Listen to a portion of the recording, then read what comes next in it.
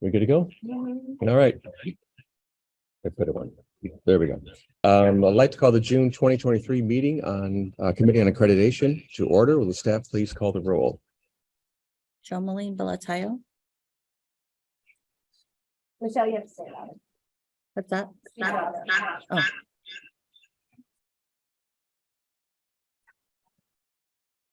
Nobody's listening with headphones, so you voice is Jomeline Belatayo.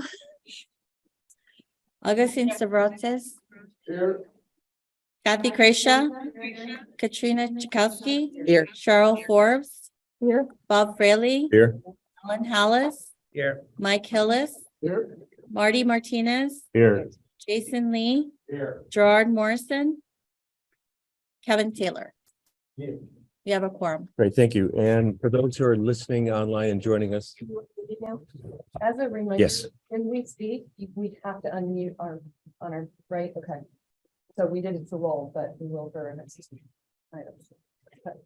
so those who are joining us, we had some tech issues here in the commission office, so we are adapting as we can. We're all going to be by Zoom. Recording just started, so we already called the meeting to order. At this point, we're just talking logistically how we're going to be handling the meeting. Those of us in the commission office here are going to be joining by Zoom due to some tech issues, so there might be some moments of hesitation. So just bear with us as we're working through and adapting.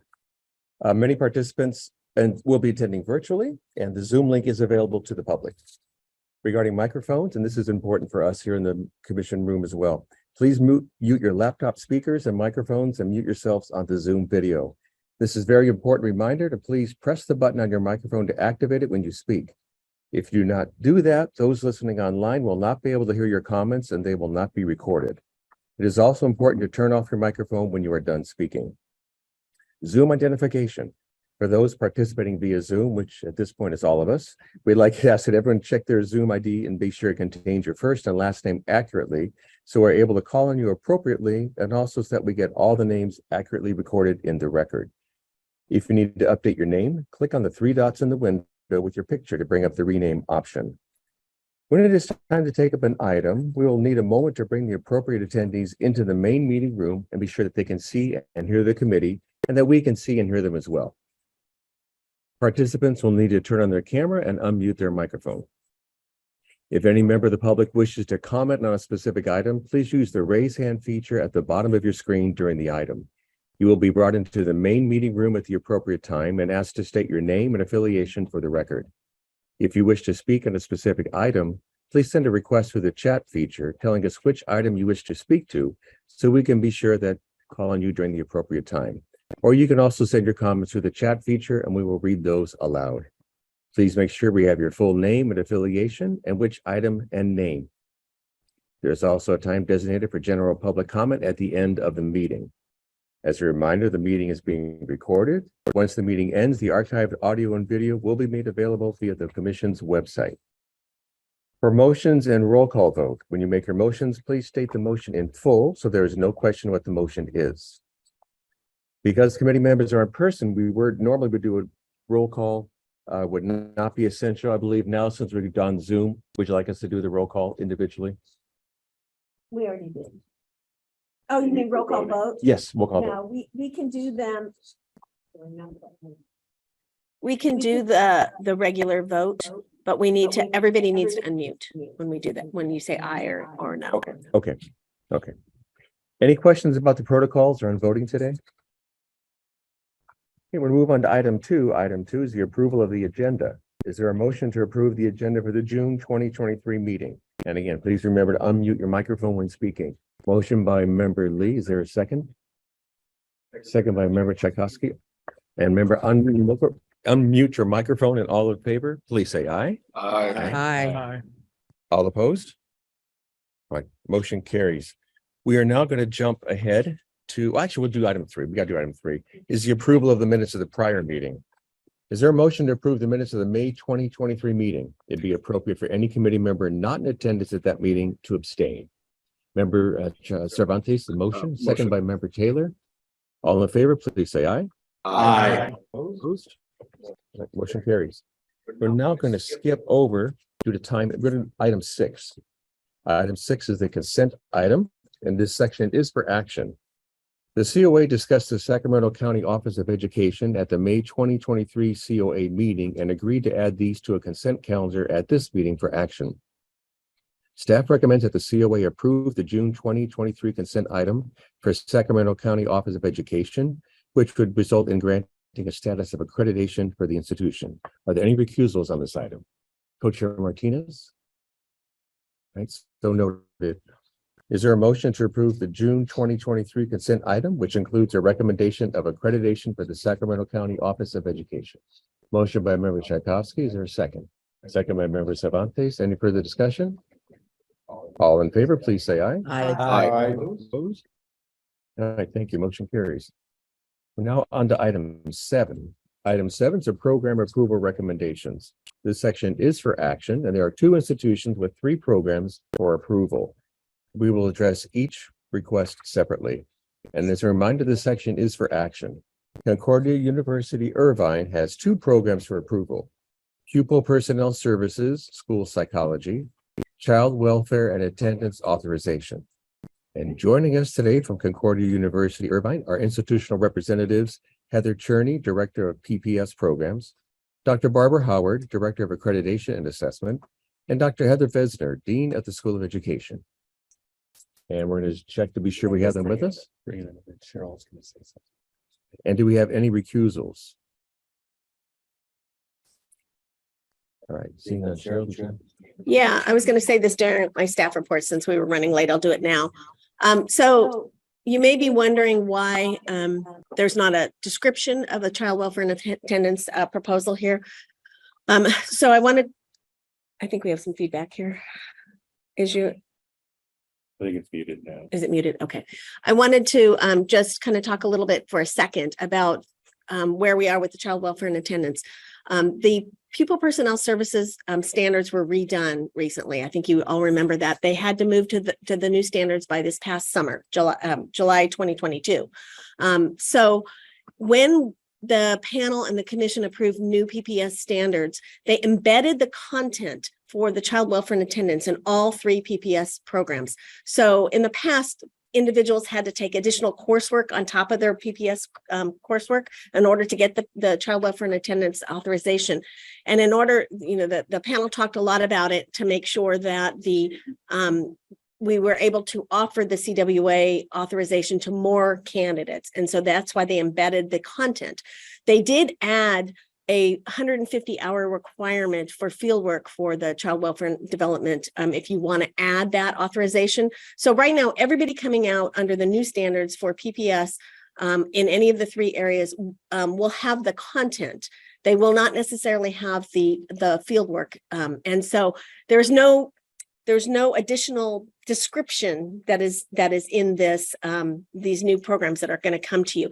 What we ended up doing, it was sort of unfinished business around PPS. We ended up sending out an email recently in the last couple of months saying to all the PPS credentials that have now transitioned to the new standards to say, you've now embedded that content. Please tell us if now you want to also offer the program, the full program with the fieldwork. And so we're beginning to get some of those in.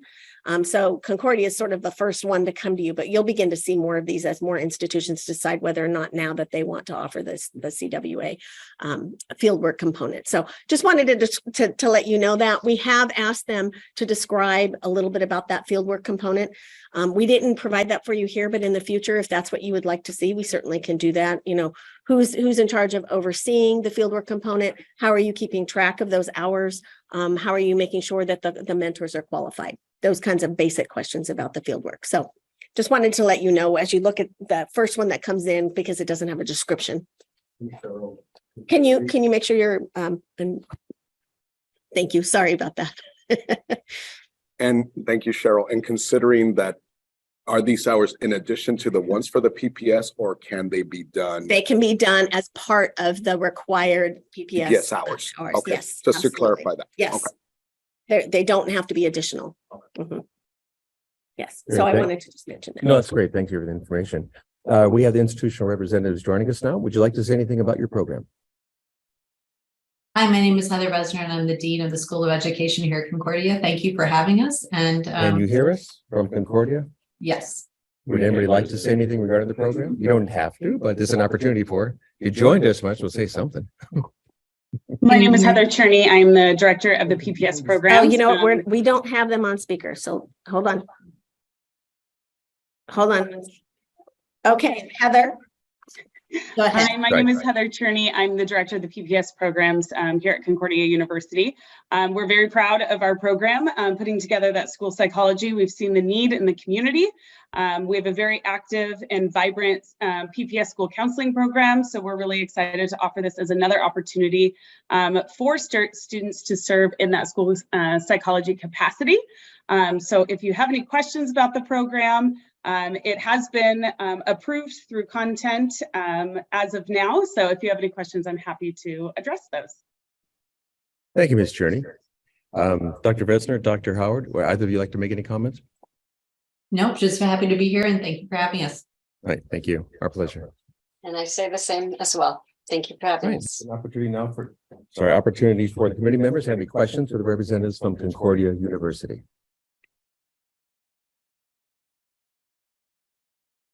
All right, seeing none, this is an action item. Is there a motion to approve the Pupil Personnel Services School Psychology Program with the Child Welfare and Attendance Authorization and the Child Welfare and Attendance Authorization for the currently approved PPS School Counseling Program for Concordia University?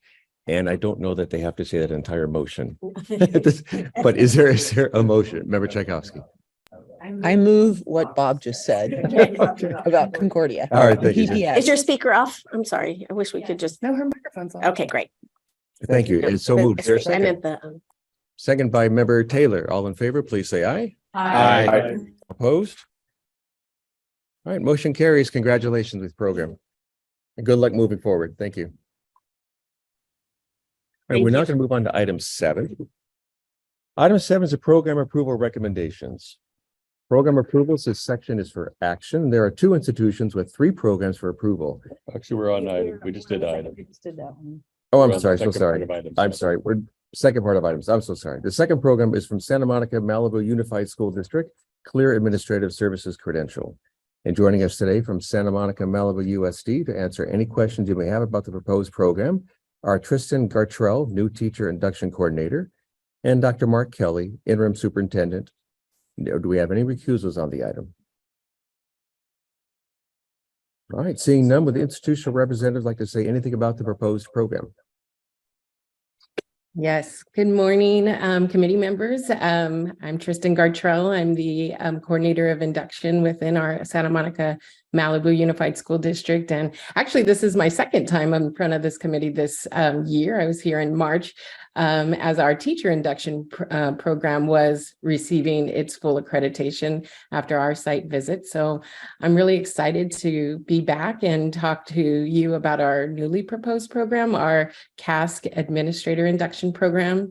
And really similar to our teacher induction, we view this newly proposed program as a critical part of our district efforts towards diversity, equity, and inclusion. Administrators within this program will engage in cycles of inquiry infused with an equity lens. And they will receive professional development around the capsule areas, and really that will help further their abilities to support the diverse populations that they receive.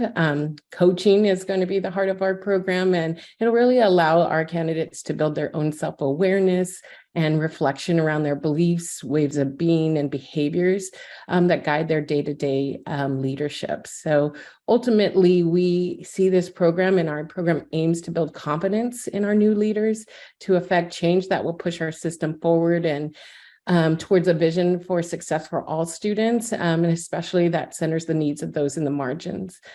So I'm joined here today. I think if he was able to get on, it's graduation season, so I'm not sure if he was able to get on. We have our high school graduation, but he's in obviously full support of our program, our interim superintendent, Dr. Mark Kelly, and I welcome any questions you might have. Okay, thank you, Ms. Gartrell. Are there any questions at all or comments from committee members? Member Tchaikovsky. Yeah, thank you for bringing this program forward. I think the fact that you are, you've designed this program informed by your teacher induction program is going to create the conditions for effective and productive conversation and true collaboration between administrators and teachers. If they've kind of experienced the same cycles of inquiry and coaching philosophy. And I think that that is going to net some really positive results in your district down the road. So thank you for taking the efforts to design this one as well. Thank you. Thank you, Member Tchaikovsky. Member Cervantes.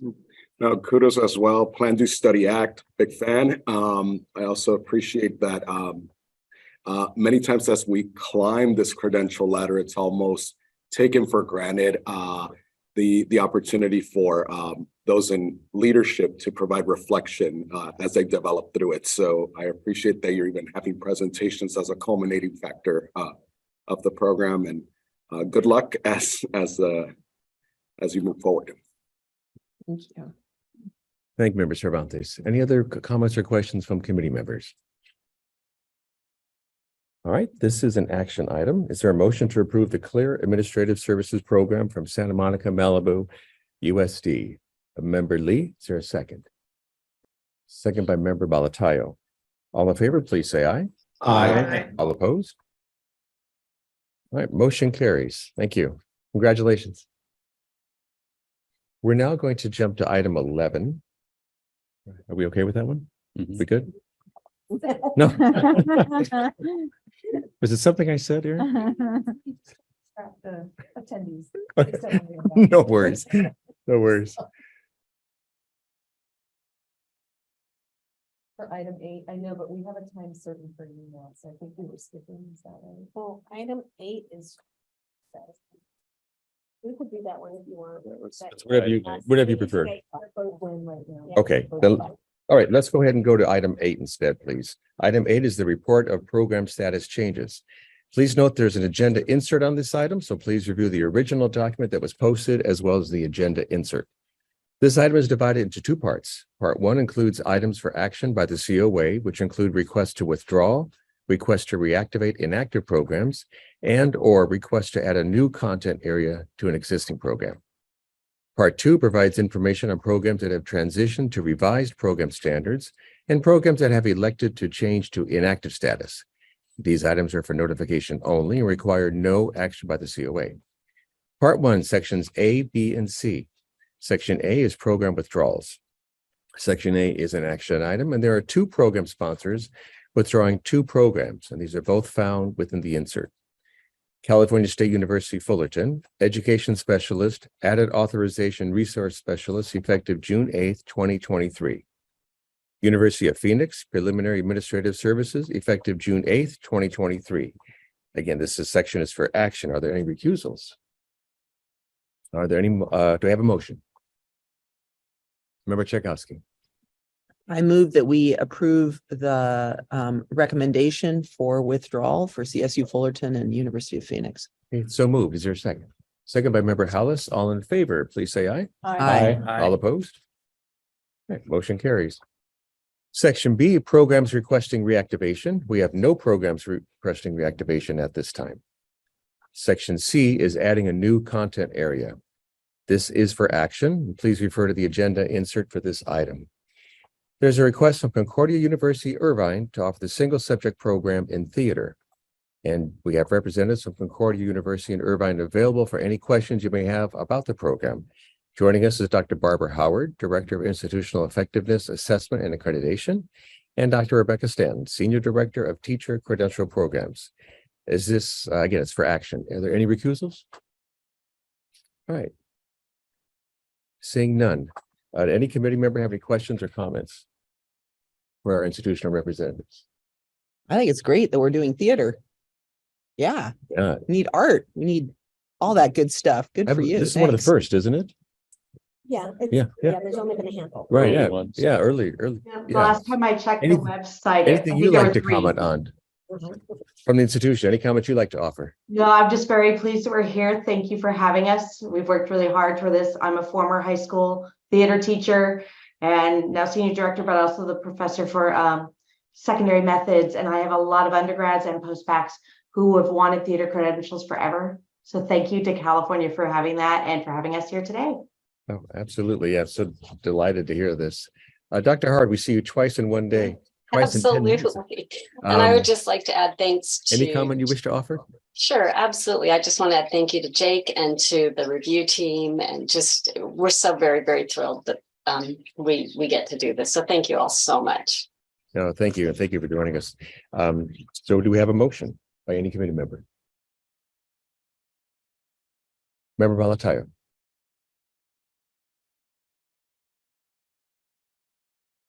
Oh, you don't have to do that one. Just make sure and she's on.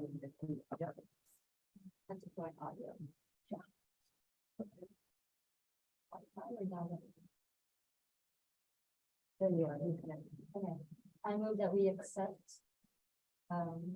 Concordia University's. Your microphone's not on. Sorry. Not that one, the one on your laptop. There you go. Oh, All right, so I moved that we accept this proposal to, sorry, I have to go. Single subject theater.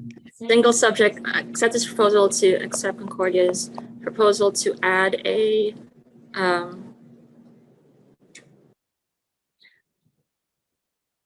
sorry, single subject It's and okay. theater. I'm so sorry. Okay. Thank you. No worries. All right, thank you. There's a motion. Is there a second? Second by member Cervantes. All in favor, please say aye. Aye. All opposed? All right, motion carries. Thank you for joining us. Congratulations. Okay. And just, yeah, you got it. Sorry. Mute the mic of the speaker. We're not doing. I'm not. No more motions. No. Got it out of the way. Yeah. Well done. Yeah. Me too. All right. It'll be fun to watch the recording on that. All right, moving on to part 2, sections D and E. They're for notification purposes only and no action is required. Section D, programs transitioning. No programs requesting to transition at this time. Staff would like to note that they are completing the review of the transition plans for bilingual programs and will have that list of programs that have transitioned to us at the August meeting. Section E, programs moving to inactive status. We have one institution with one program requesting inactive status. No action is required. This is also noted within the agenda insert. The School for Integrated Academics and Technology, teacher induction effective July 1, 2023. Right, at this point, Cheryl, should we continue with 9? You want us to go backward? I think we jumped to 11 at this Okay, point. all right. We have So everyone. number 11 is the report of the accreditation team to the University of Massachusetts Global. Consultants, Dr. Sarah Solari Colombini, and Dr. Rosemary Wren will introduce the item. They are joined by team lead, Dr. Cynthia Grutzik, and institutional representatives, Brad Damon, Associate Dean, and Dr. Alan Inomoto, Interim Dean. Dr. Colombini, would you please begin? You need to recuse. Are there any recusals? Oh, yeah, I will have to do that. There is going to be a recusal, not that'll be me. And myself. And Kathy Gracia also. So we have 2 recusals. And I think Rosemary is going to take over for Sarah. All Thank right. you. So thank you. All right, good morning, Okay. members of the COA. Sarah is not able to join us at the moment, so I'm going Okay, to. go ahead, Rosemary. She's speaking already. Go Okay, ahead. can you hear me? Yes.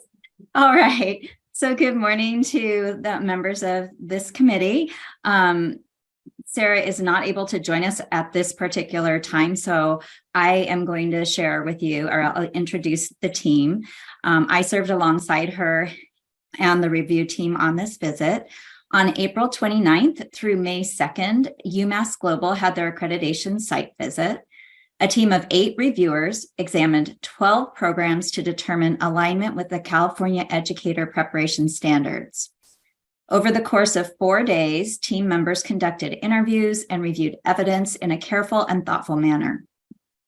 I'd like to extend my thanks to our team members for their dedication to this work. And I also want to thank the leadership, faculty, and staff at UMass Global for their preparation for the site visit. At the conclusion of the site visit, the team presented their findings to UMass Global leadership, faculty, and staff, which is reflected in the report that you have. I'll let Cynthia Grutzik share these results with you. Leadership from UMass Global are also here to answer any questions that you may have. So I'll turn it over to Cynthia.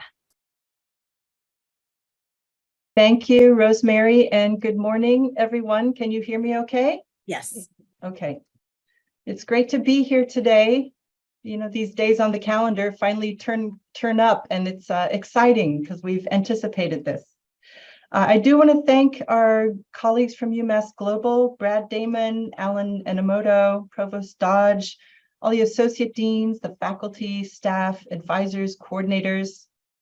And I also want to thank by name our site visit team. On common standards with me was Jim Marshall and Joanne Van Voxel.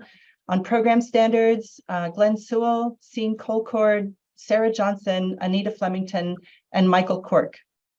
And special thanks to Sarah Colombini, our consultant for this visit. You know, as you know, not only does she support the institution during the year preceding the visit, but she brought our team together, even with some last-minute changes, and provided cohesive information and a process that helped us do the work that we needed to do. And I also want to thank Rosemary Wren, our second CTC consultant, who was present for many discussions, provided lots of additional information, was a real good support. I want to provide a little context for this visit and then to just tell you about how the site visit went before I go over our recommendations and some other notes. So some context for this visit. We could see right away as we approached the visit that the institution was undergoing some very significant changes in leadership, organizational structure, program modality, personnel, and physical space. The School of Education leadership kept us very informed about this, though, before the visit, and in their orientation, very clear about everything. And as I described in the institutional summary, recent departures included the university chancellor, the provost, the School of Education dean. There are also changes in program delivery modality, a shift from physical campuses to online programs, the elimination of regional campus offices, and reassignment of positions. And these shifts, as well as the name change to UMass Global, resulted in a decline in enrollment with impact on the number of faculty and staff positions. So you can see, even just going through this, that there were some challenges that this institution was in the middle of as we approached this visit.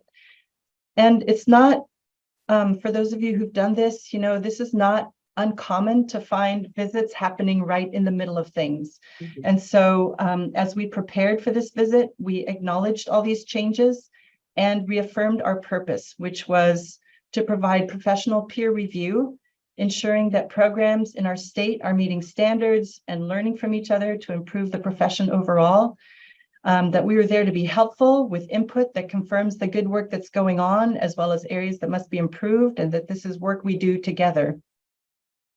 And then we also affirmed that we were there to review the unit and its programs at this point in time against the standards and in light of these transitions. We wanted to understand as much as we could about each of the programs and about the unit as a whole.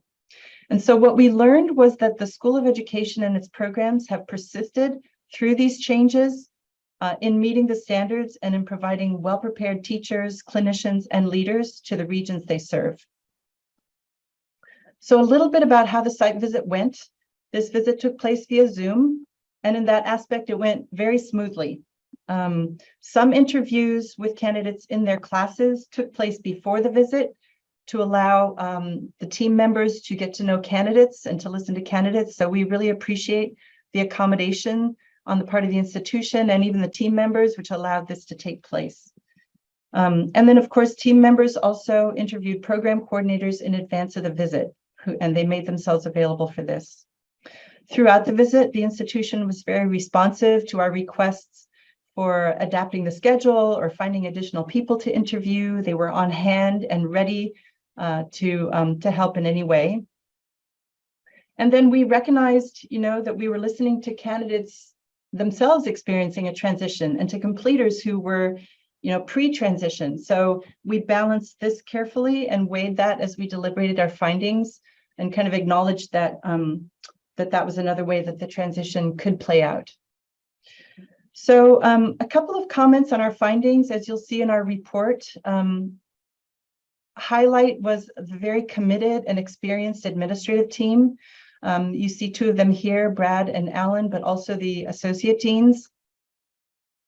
And stepping up to handle student support, advisor guidance, tasks, and shifting responsibilities, working closely together with strong communication, consistent meetings, a real recognition that this is what it takes to carry an institution through this kind of transition.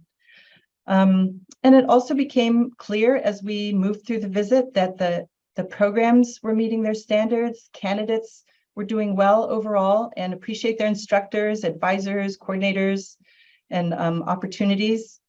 And that fieldwork is coordinated and supported by supervisors and coordinators who were themselves changing from sort of a regional base of expertise to a program base of expertise. And so collaborating across regions to help each other find placements. We saw a lot of that collaboration going on.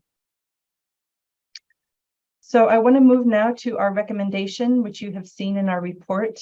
Our overall recommendation is that we found that all the program standards were met.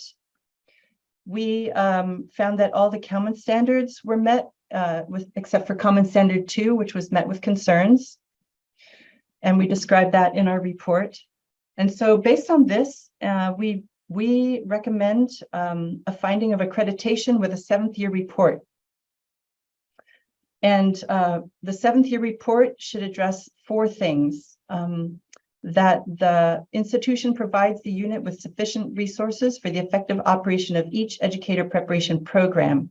In particular, how support and training is provided for supervisors, clinical coordinators, and faculty mentors as part of the transition from campus-based to online delivery models, such as tech tools and hardware, training and online supervision platforms, online course design, and the learning management system.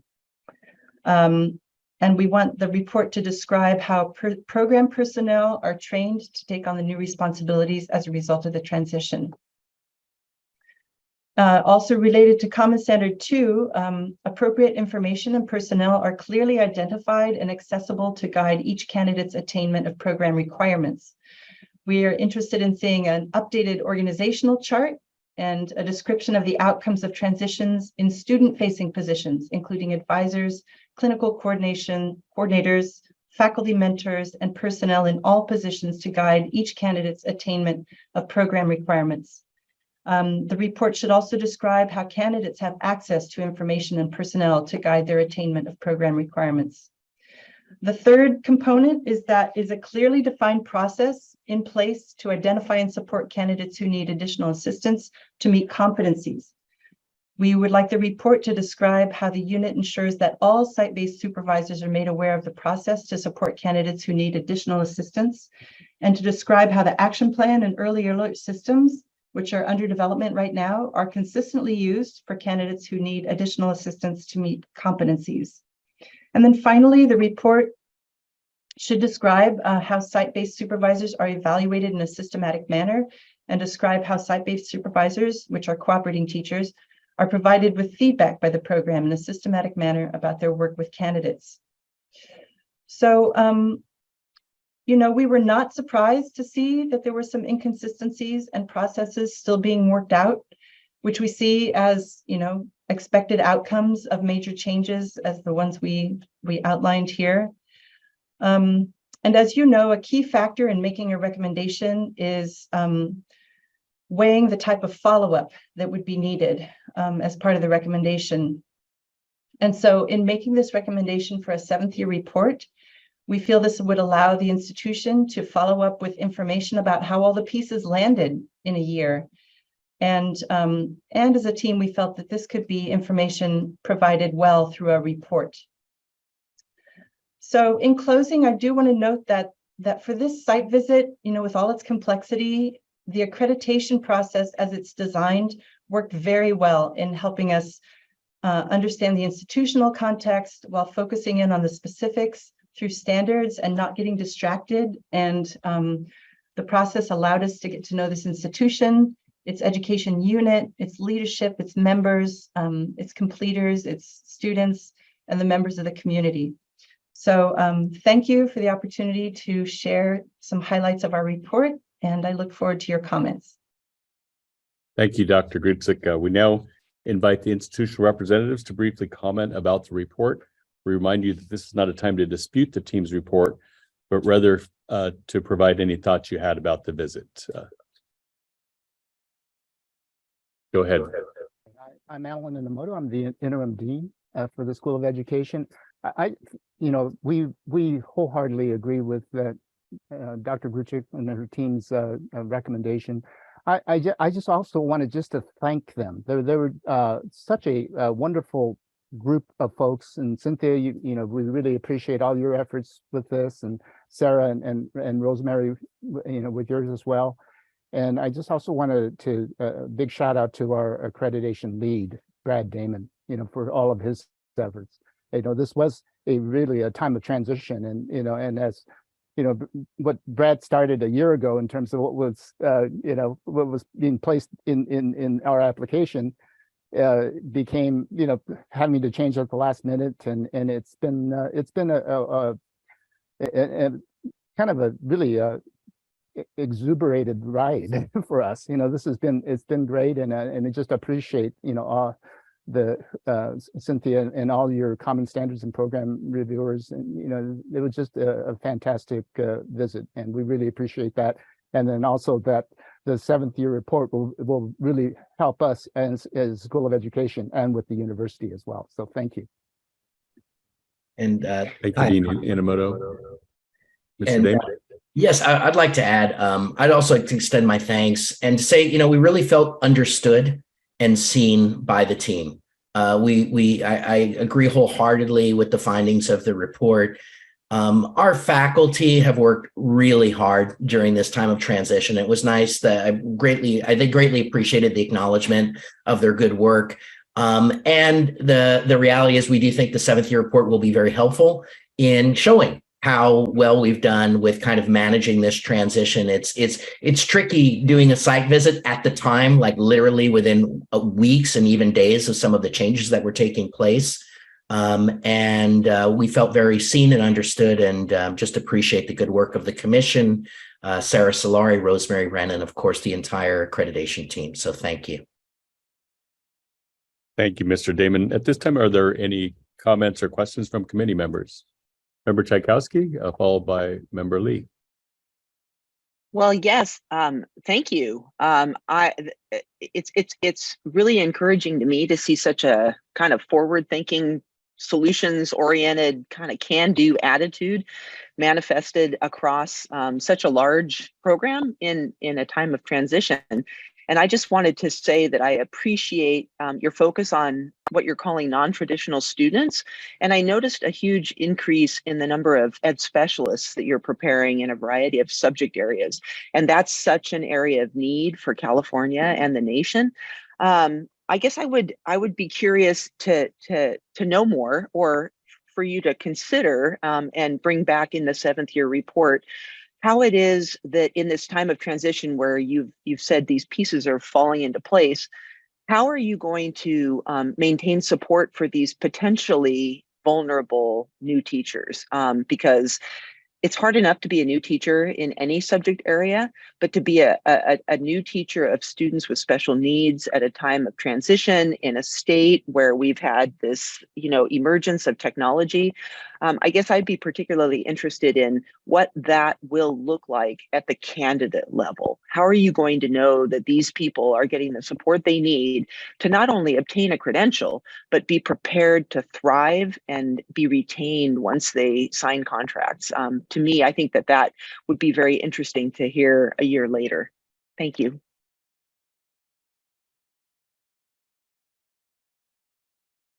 Member Lee. Sorry, I got to unmute. I agree with Member Tchaikovsky on that. I'm always interested in having programs as well to hear how you're supporting those people long term. But more importantly, I just wanted to say going through organizational change amidst accreditation is tough.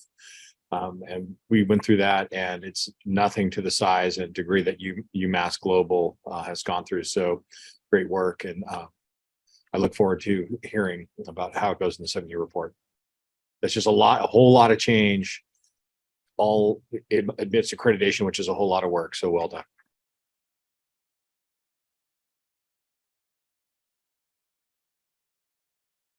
Any other questions or comments from committee members? Okay, this is an action item. Do I have a motion? Member Lee. I move to approve the accreditation report provided by the team. Okay, accreditation with the 7th-year report. Yeah, sorry. Do I have a write these second? down? Member Cervantes. All those in favor say aye. Aye. All those opposed say no. Motion carries. Thank you for the tremendous report and congratulations to the UMass team. Thank you for being with us today. Thank you, everyone. Thank you all And very at this much. time, I'll turn it back to Co-Chair Frelly. Thank you, Co-Chair Martinez. For those who are joining us on Zoom, we are a little bit behind schedule due to some early tech issues, so we will make time up as much as we possibly can. We're going to, for the committee here, we're going to continue through all the agenda items that have time certain. So we're now at to item 12, which is the report of the accreditation team to Animo Leadership Charter High School. Consultant Gabe Roby will introduce the item, and joining her today is team lead Kim Lilienthal and institutional representatives Annette Gonzalez, Chief Academic Officer, Sechi Gzatol Sechi Avian. Sorry if I butchered your name. I'm so sorry. Area Superintendent. How do you pronounce the name correctly? Sochil Avian. Sachi Avian. Avian. Thank you. Yes. Catherine Tolliver, Induction Coordinator for Greendale Public Schools, and Spencer Sands, Induction Coordinator for the STEM Preparatory. Does anyone need to recuse himself? All right, seeing none, Ms. Roby, will you please begin? And hold on 1 second. Let's make sure everybody's here. Oh, thought they were. We're just checking to make sure everybody is in.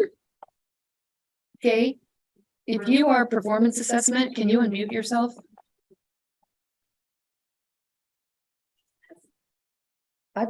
Oh, she's right there. She's there. She was just performance assessment. Yes, I'm not allowed to change my name until I'm elevated to a panelist. I was scurrying to get that done. We can hear you now. Gay, go ahead. Thank you very much. Good morning, Commission. Very nice to meet you again this morning via Zoom. Green Dot Public Schools, who's identified LEA for sponsorship of educator prep programs, is Animo Leadership Charter High School. Hosted an accreditation site visit in May, 1st through the 3rd. The site visit was conducted by a team of 4 through an electronic platform of Zoom. And the 4 people that reviewed the preconditions, common standards, 2 programs worth of program standards, and interviewed 89 people across 13 different constituent groups. They followed all of the CTC protocols set out in the handbook, and no unusual circumstances occurred. So I'm going to turn it over now to our team lead for the site visit, Kim Lilienthal, and I will come back to you in a few minutes to discuss the insert. Good morning. Thank you for having me. Is my audio working okay? Excellent. Thank you. Just a really quick appreciation for the opportunity to serve as team lead with our amazing review team for the Animo Leadership Charter High School site visit. And also thanking Gay Roby for providing that bridge of communication between our team and the institution while providing our team outstanding guidance and leadership. So thank you, Gay, for that. While we're becoming more comfortable with virtual visits, the success of the visit in this virtual format was really due to the work of our team, our consultant, Gay Roby, and the institution. As you all know, working to make that type of visit a success is a lot. Another significant contribution to the success of our visit was the responsiveness of our hosts in Animo LCHS, as well as their commitment to the success of their programs. That was a common thread through all of our work together. As you can see in the report, the visit began on May 1st, 2023 and concluded on May 3rd, fully virtual, as Gay and I have mentioned already. Other than a precondition finding, the team unanimously found the common standards in both teacher induction and clear administrative services credential program standards to all be met. The recommendation from the team, which I'll share shortly, was determined based on a very organized set of digital evidence. Definitely a strength of this program in preparation for the visit, and a thorough welcome presentation that occurred at the beginning of the visit. We had a nice collection of interviews from a variety of program supporters and partners, as well as requests for additional evidence and interviews, which allowed the team to really triangulate that data and come to consensus on this recommendation. The Animo LCHS programs are led through a collaborative approach with a strong, dedicated team, with oversight provided by the institution's Human Resources Department, which within the institution is the Office of Peoples, and 2 program directors who are employed by Animo LCHS. This leadership team works really closely together and very, very well as they coordinate and coordinate the programs with the induction coordinator at STEM Preparatory, one of their educational partners. Excuse me. It was very clear that this program is positively impacting candidates, students, and the staff who support the programs. And this really is a joint effort amongst the staff of Animo and their partners. What was evident through our looking at the evidence and being on the site visit was an unwavering commitment to the success for all students. And they do this through continuous high quality professional learning that really supports the development of equitable practices, as well as continuously collecting feedback and acting upon that feedback through reflection. The collaboration, commitment, and support within the institution at all levels within the institution really ensures that preparation programs are a success, as well as an integrated part of the organization. And this was really key to the positive experiences that we uncovered within the interviews. So in kind of summary, the site visit team found all general preconditions is met. The CASC program preconditions is met. Teacher induction program preconditions, we had 1 not met, which we'll address in just a moment. All common standards were met.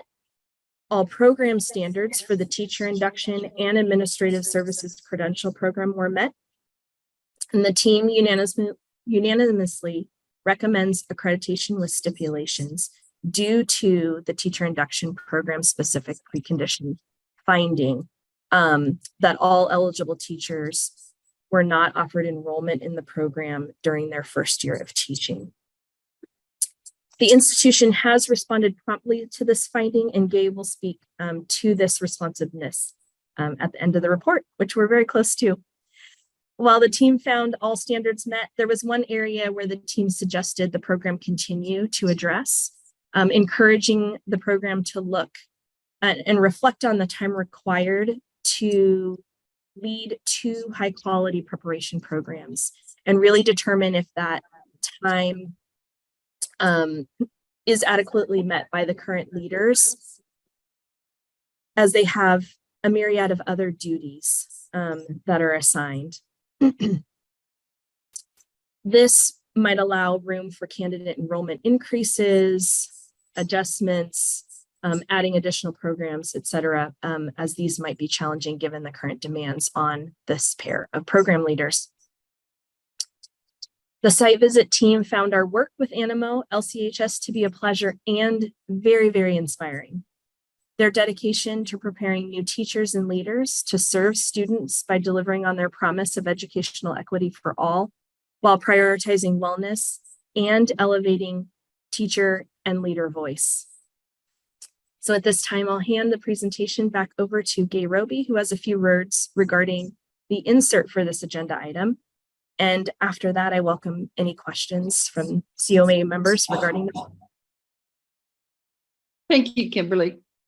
As noted above, the preconditions for the program specific precondition 1 for the teacher induction program, which requires all candidates to be offered enrollment within their first year of teaching on a preliminary credential, was not occurring at all of the Animo leadership sites or at STEM preparatory school. So when it was brought to their attention, the institution had 30 days, which is according to the protocols of set forth by you as the committee on accreditation and the commission itself. They had 30 days to address this. In the insert, you will see the 5 steps that the committee took, or the institution took. First of all, they worked with their 2 human resources offices to identify all current teachers eligible, which were teachers on a preliminary teaching credential.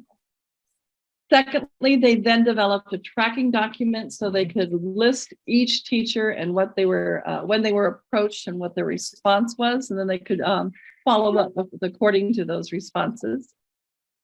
And then they reached out to those teachers. They first started with an email, then they went into a phone call, and in some cases, I think Catherine went out and visited a few at the school sites in order to notify them that induction was available to them. However, since it was May by then, the program was at the end of their calendar year. So for this group only, they said, we're offering you immediate enrollment starting at the beginning of our fall semester. From here on out, they do understand that teachers will be contacted upon hire and offered immediate enrollment in the program as well.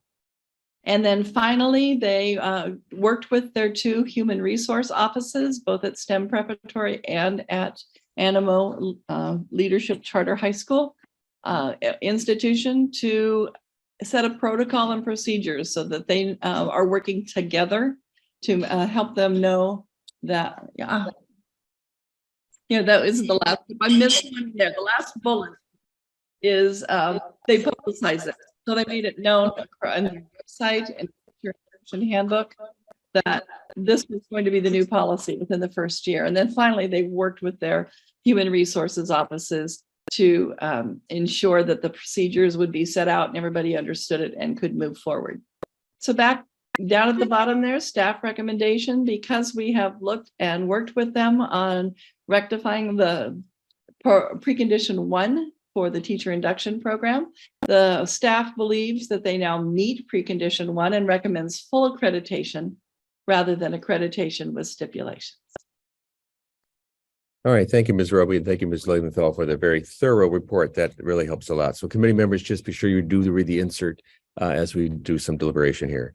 We now invite the institutional representatives to briefly comment about the report. We remind you it's not a time to dispute the team's report, but rather provide any thoughts that you may have about the visit itself.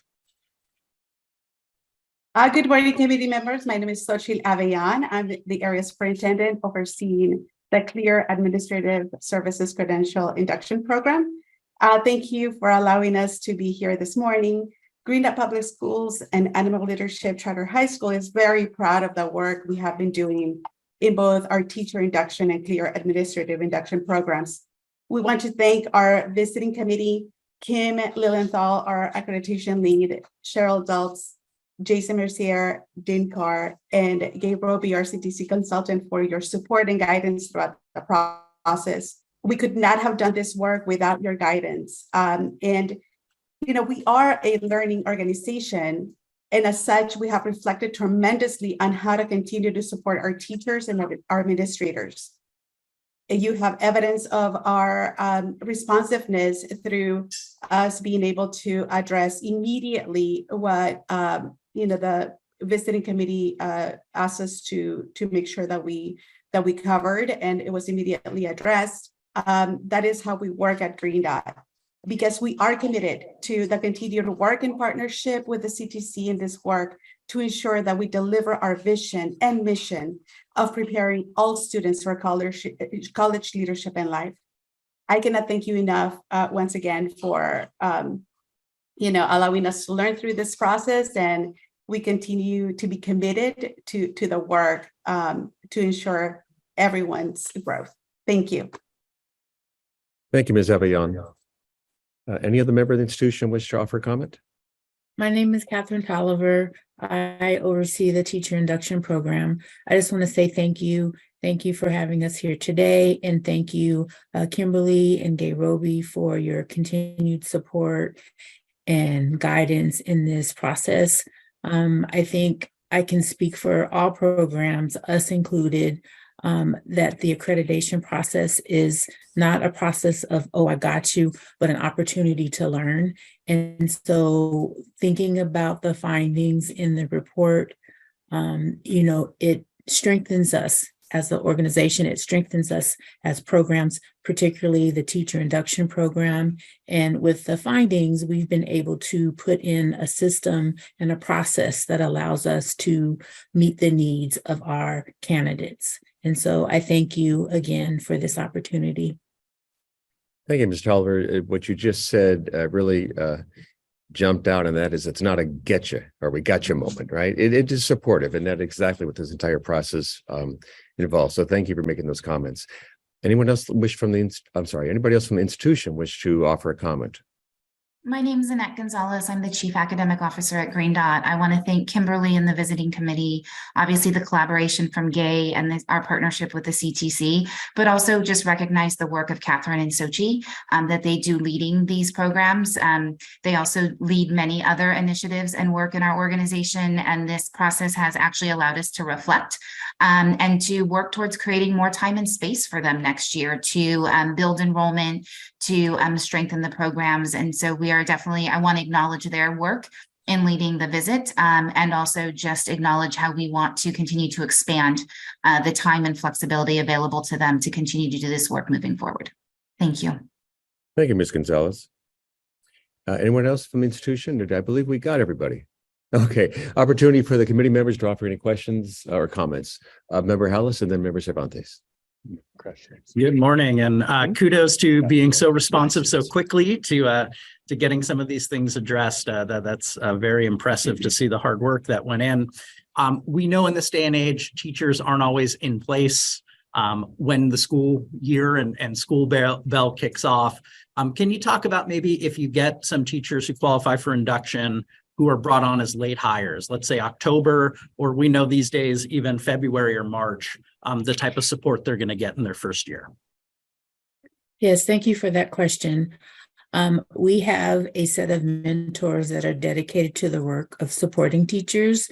And so once a new hire, or I should say a late hire, if you will, is hired, the mentors are contacted to let them know, or the mentor, I should say, that would be assigned to support that teacher is notified.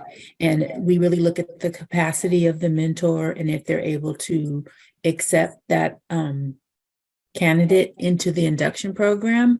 However, we do as an organization support all of our teachers. So whether a teacher is in induction or not in induction, they are or have a coach that immediately begins working with them. And so if it's late in the year for induction enrollment, they still are assigned a coach that supports them in their work and efforts as a brand new teacher. So there is support aligned there to help new hires acclimate to the role of teacher.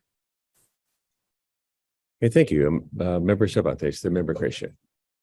Thank you for the opportunity. My question was somewhat similar to Committee Member Hallis's, but maybe to add a little bit more to it. At a time of a shortage, I think of how induction can be a way for persistence and development in the career to take place. So I'm curious if even just anecdotally, there were some consequences on not having had informed individuals walking in that induction was something they needed to enroll in. Because I'm thinking 2 years in, if I'm barely learning about it, it could prospectively affect whether I stay with the organization or not. So I was just curious to see if there were any effects of having such a sort of late response to your teachers on enrolling into an induction program. Thank you for your question. I have to say anecdotally, there were no consequences to teachers not being able to enroll in induction. And that is because of our structure of support that we offer all of our teachers, whether they're in induction or not. Like I said before, all of our teachers are assigned a curriculum coach, and that coach supports them in the efforts of teaching and acclimating to the role of teacher, whether they're in induction or not. Okay, thank you. Member Krisha. Yeah, just also want to echo the kudos to your responsiveness on that particular precondition.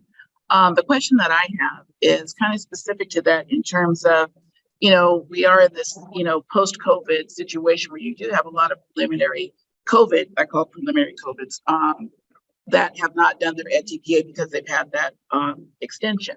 And so in your induction program, what types of support or do you have to address helping candidates complete that EdTPA?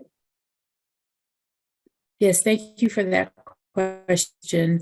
What we do as a when we identify who those teachers are, and to provide resources and professional development to our mentors to support teachers through the preparation of those teacher assessments.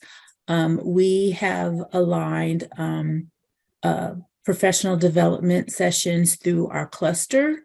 And all of these sessions are offered to all candidates that need to pass these assessments, and they're designed to acclimate them to what it is needed to prepare and submit for that type of assessment. And then also to me or us as a program have reached out to our university partners. So just granularly speaking, identifying where candidates attended or completed their preliminary program, being in contact with those coordinators at the higher education institution, and really working with them to provide resources and support to our candidates. Thank you. Great, thank you. Any other questions or comments? Member Tchaikovsky. Yes, my question was addressed earlier, starting with Member Hollis, but I just wanted to suggest that perhaps in light of what Member Krisha just asked about these potentially end game leftover requirements, maybe you think in a quarterly system, maybe you set up a calendar that just allows you to revisit every 9 weeks or something like that, given that, there were concerns raised also about your woman power, person power in terms of handling multiple commitments in your organization. You're both super busy people. So I would just make that suggestion. That way you're just checking in to make sure that nobody has slipped away, which is very easy to do when the conditions of employment are sometimes tentative and evolving, and people are coming in and leaving at different times of the year. So that just might be just a little suggestion that might help you not lose anybody and also attend to those credentialing requirements. So thank you for taking action. It's what we do, right? Make it happen. Yes, if I could just add, thank you for that recommendation. If I can just add, what we did as a program is not only identify candidates inside the program that need that requirement, but organization-wide teachers that need that requirement. And we as a program have reached out to those people that are not yet enrolled and offered professional development and resources to support them. And just anecdotally, the mentors in our program and myself have a very close collaborative relationship. And so informally, there are check-ins to support any questions or concerns or any supports that are needed to move candidates through that preparation process to submit for the assessments. Great, thank you. Any other further comments or questions? Okay, this is an action item, and just as a reminder, it began as a accreditation with stipulations, and then it was I'm sorry, Member Tchaikovsky. Oh, no. I was going to make a motion. Let me just, no worries, I'll come to you first, but let me just finish. So again, it was accreditation with stipulations. Ms. Roby presented some additional findings based on their response to be full accreditation. And we do have that listed on the double-sided page at our table. It's a table 1, accreditation decisions and institution activities, just as a reminder to look through that to guide us with our flexibility to make any kind of recommendations at this point. So now, having said that, any questions about that first? All right. Ms. Tchaikovsky, would you like to make a recommendation? Motion? I would like to move that we change the recommendation for Animo Leadership Charter High School from accreditation with stipulations to accreditation. Right. So moved. Is there a second? Second by Member Creation. Any further discussion? All in favor, please say aye. Aye. All opposed? All right, motion carries. Thank you, Ms. Gonzalez, Ms. Avellon, Ms. Tolliver, Mr. Sands, Ms. Lilienthal, and Ms. Roby. Thank you all for your efforts. Appreciate your patience too this morning. Thank you. To committee members, this is usually a time we take a brief break. However, because we did get started a half hour late, we're just going to keep moving along, and we're going to go on to item. Oh, sure, yes, Ms. Hickey. Check the ability of everybody to hear. Oops, excuse me, I guess I'm just checking to make sure that all of our committee members can hear, and if anybody needs a set of earphones, we can get them.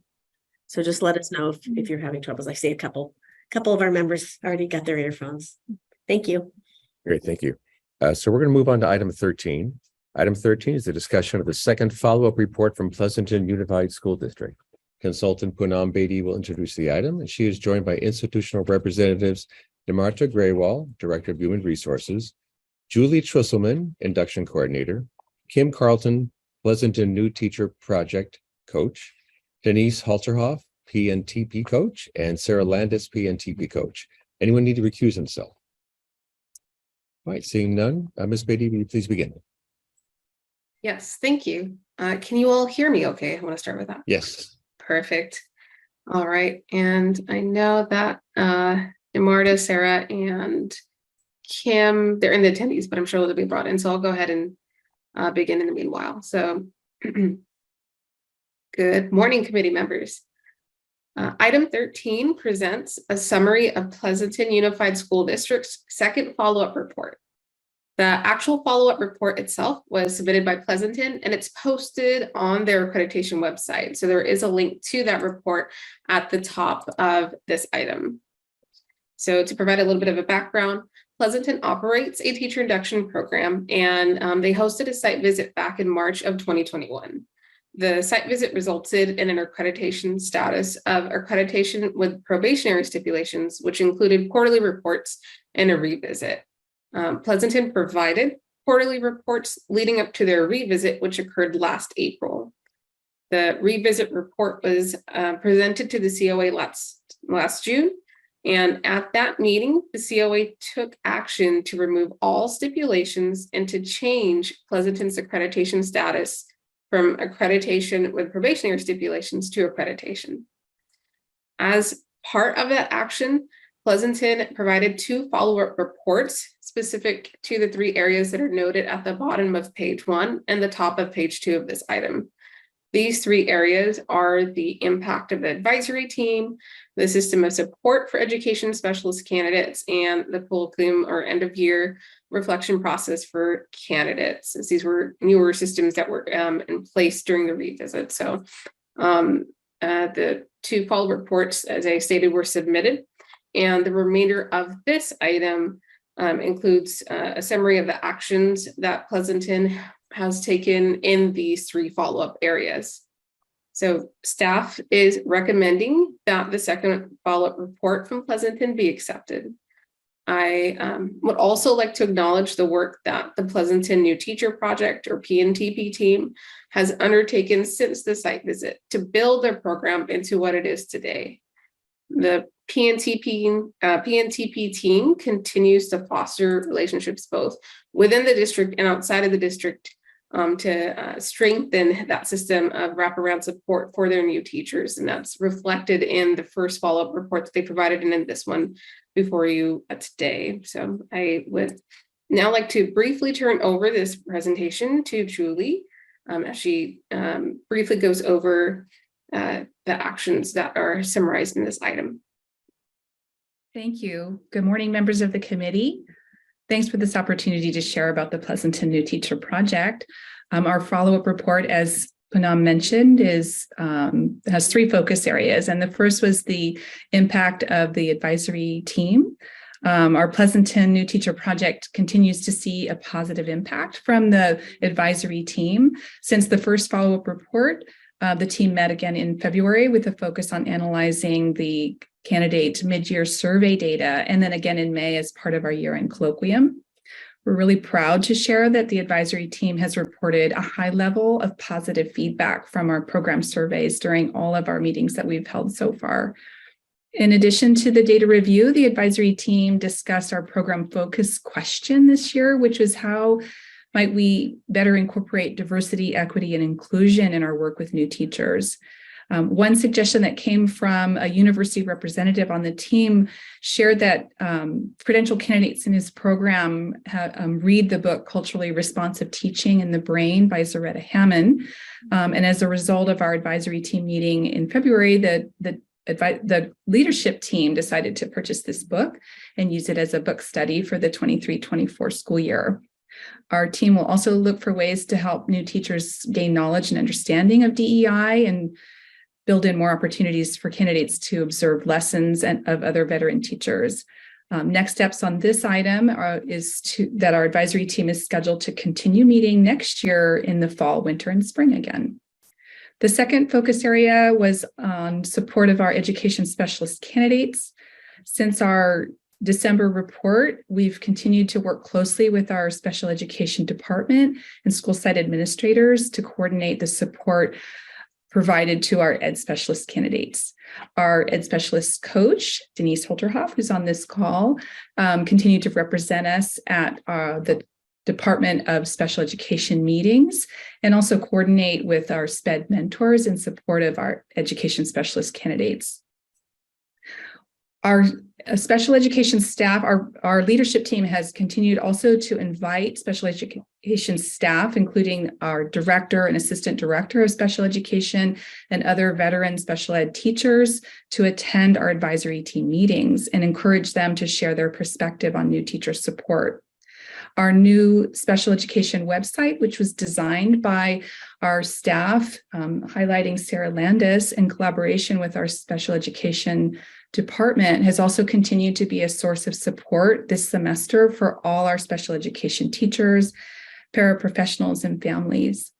For next steps on this item, our leadership team will continue to work with the special education department to identify needs and coordinate support for our special ed candidates. Staff will continue to be invited to our advisory team meetings next school year, and we'll continue to gather data through our program surveys and monitor that for progress and guide our program improvement. We do anticipate in our district to be hiring more special education teachers for the 23-24 school year, and we're going to continue to tailor the support of these new educators with a combination of induction coaching support and SPED mentor support depending on each teacher's individual needs. The third and final focus area of our report was on our colloquium. And following the December report that we shared in January, we hosted different activities that encompass our colloquium that include different opportunities for our candidates to share and reflect on their key learnings throughout the year. There were individual candidate reflections along with their coach that developed their individual learning plan and their year-end goals. They had small group sharing opportunities during a colloquium meeting, and we did in-class recognition celebrations. Following all of the year-end reflections, we had an ILP review process, and then our candidates, along with our advisory team members, were invited on May 23rd to share their overview and their key learnings with their ILP. And the advisory team members were able to go and listen, share feedback, and record data on each of the different candidates sharing and the focus of their CSTP, the California standard for which they developed their goals. This data will continue to help us guide decision-making for candidate support. And then a culminating part of our year-end colloquium activities this year, again, was our classroom recognitions. For all of our year 2 candidates, Over the years, the feedback from the teachers, administrators, and students has shown that this process of recognizing candidates for completing their induction process in their classrooms with their students and administrators present has been really positive and valuable. This year, we held during the week of May 22nd through May 30th, coaches presented a certificate of completion to the candidates, and students and administrators were invited to share comments and appreciations. Those comments were captured and photos were taken, and we put together a slide deck, which will be shared at our school board meeting actually tonight. It'll go out to the community to celebrate and recognize the candidates' accomplishments. Our leadership team in our Pleasanton New Teacher Project is looking forward to continuing these year-end colloquium activities next school year. The combination of individual and group activities will hopefully continue to provide opportunities for reflection and growth for both the PNTP candidates and the program as a whole. And finally, I'd like to thank you again for this opportunity to share about our program. I'd also like to thank our consultant, Poonam Bedi, for her continued support on this process, Namarta Graywal, our Director of Human Resources, for her support of the program, and the PNTP coaching team, Kim Kelton, Sarah Landis, Mary Gisa, and Denise Holterhoff, for all of their hard work in supporting our newest educators. Thank you, Ms. Twisman, for the very, very detailed report. We appreciate that. Also, thank you, Ms. Beatty. Anyone else from Pleasanton Unified School District wish to offer any comment? All right, any questions or comments at all from committee members? All right, seeing none, this is an action item. Do I have a motion? Member Cervantes.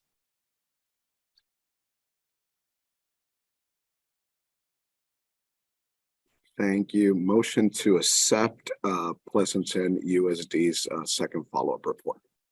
Thank you. So moved. Is there a second? Member Tchaikovsky. All in favor, please say aye. Aye. All opposed? Aye. All right, motion carries. Congratulations. And thank you for so the much. report. We appreciate your efforts. Thank you. And we're going to move on to item 14, which is a 10:15 time certain. Again, we're running a bit, I guess we're on schedule considering we start a half hour late. Item 14 is the actions taken to address stipulations from Imperial County Office of Education. Consultant Roxanne Perdue will introduce the item. And joining her this morning are institutional representatives Carlos Gonzalez, Associate Superintendent, and John Lasarchik, Teacher Induction Program Director. Does anyone need to recuse himself? I see none. Ms. Perdue, will you please begin?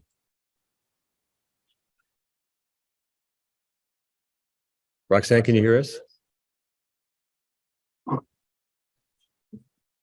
Roxanne. She's on mute. No. Roxanne. She was in the building this morning. Bueller.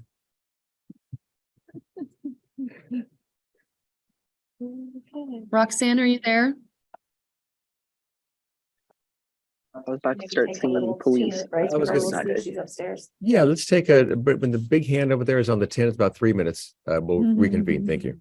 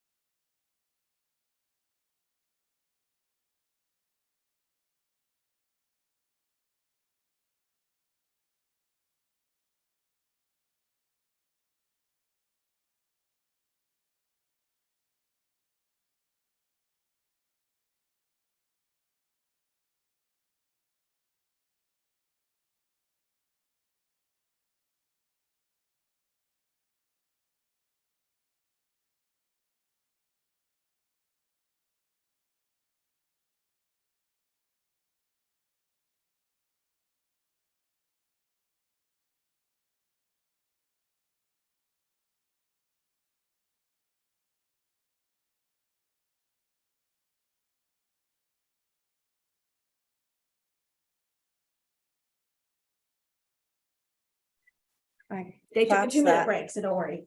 They're just coming to the restroom. Did they announce my people? Yeah, Okay, you're all there, I think. okay. Just double check, make sure you put it in. You've been here 2 minutes. Yes, I am.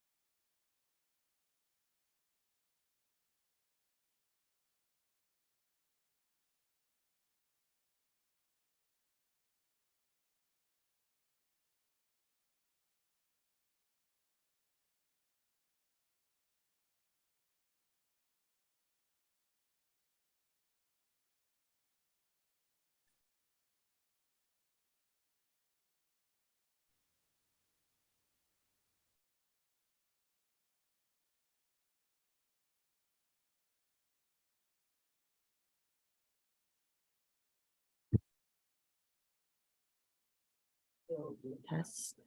Test. Test, test.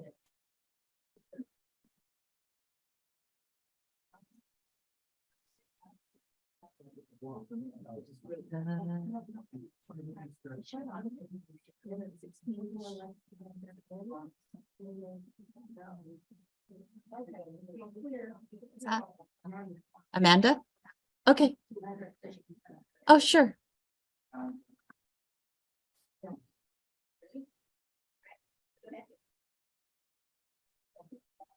All right, thank you for the brief recess. I'd like to reconvene our meeting. And just a reminder, turn your cameras back on and your microphones off until it's your time to speak. Roxanne's there, yeah? Okay, great. I don't see her. Hold on. She is there. Oh, she is there. Oh, perfect. Pull mine up here, sorry. We are item 14.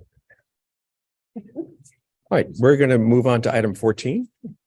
Item 14 is the actions taken to address stipulations from Imperial County Office of Education.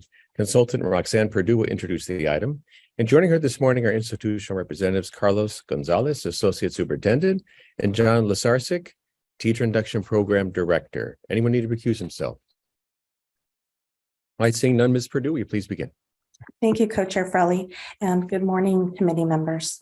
As Co-Chair Frelly I hate to said. say this, but I believe you're muted. Or...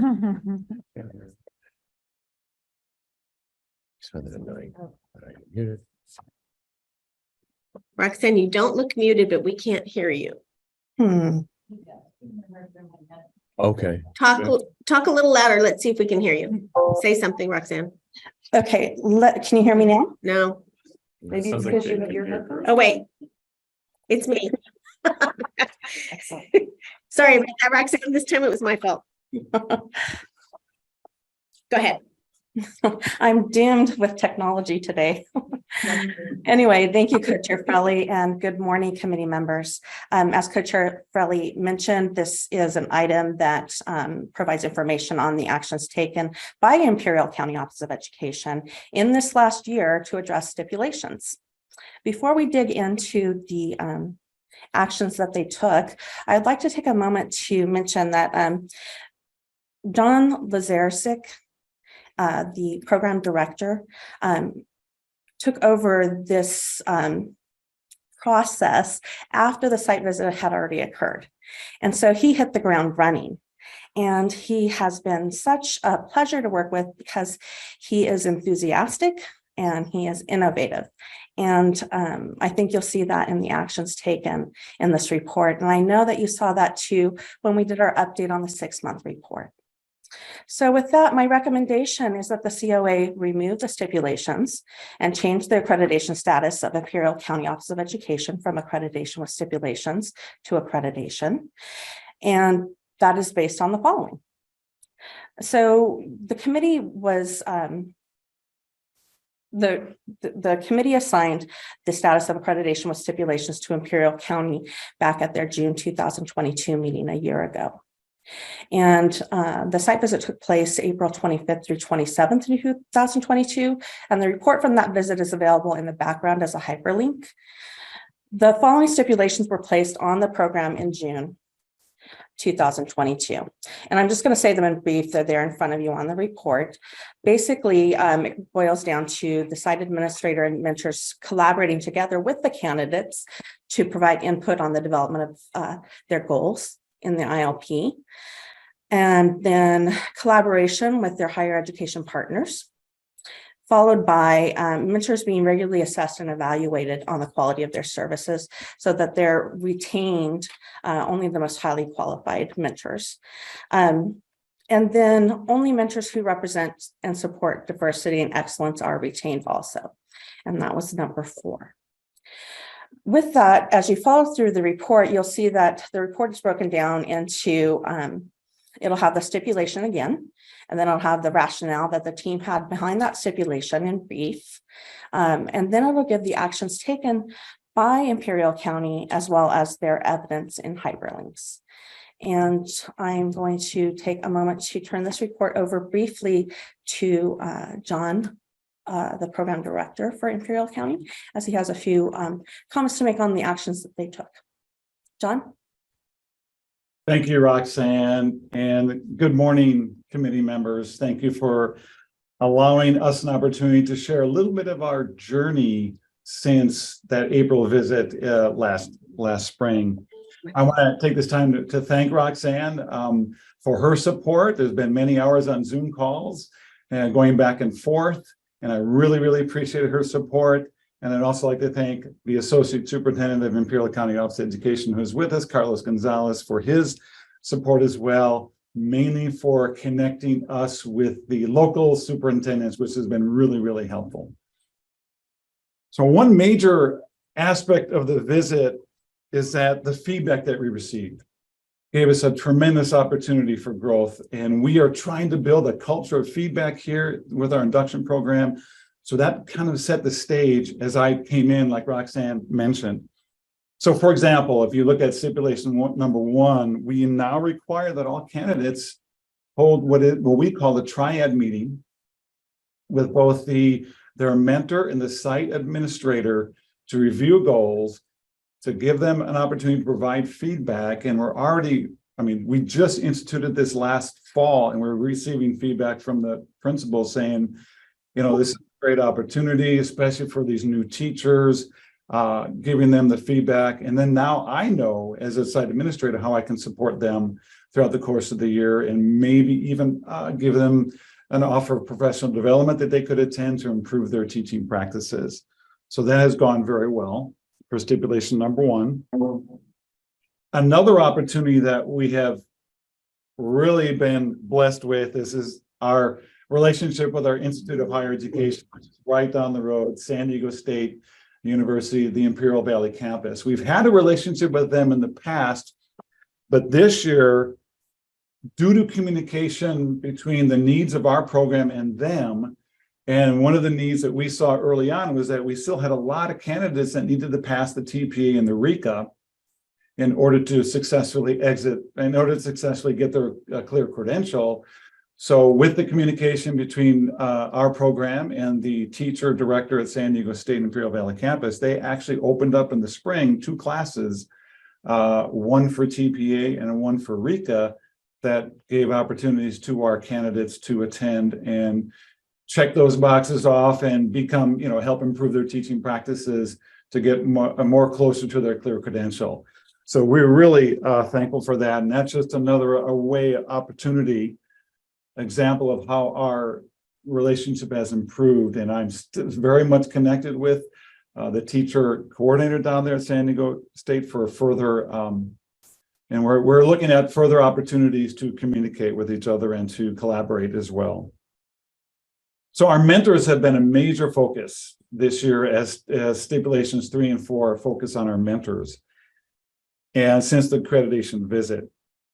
So when we look at number 3, again, this culture of feedback is so important for us. We as a program want to be able to receive the feedback that we need to improve, but we're also looking at ways to improve the feedback that we give to the mentors and candidates. So as you can see, candidates have to, and mentors have to complete a mid-year survey and an end-of-year survey. And mentors, in addition, have to complete what we call a mentor reflection log.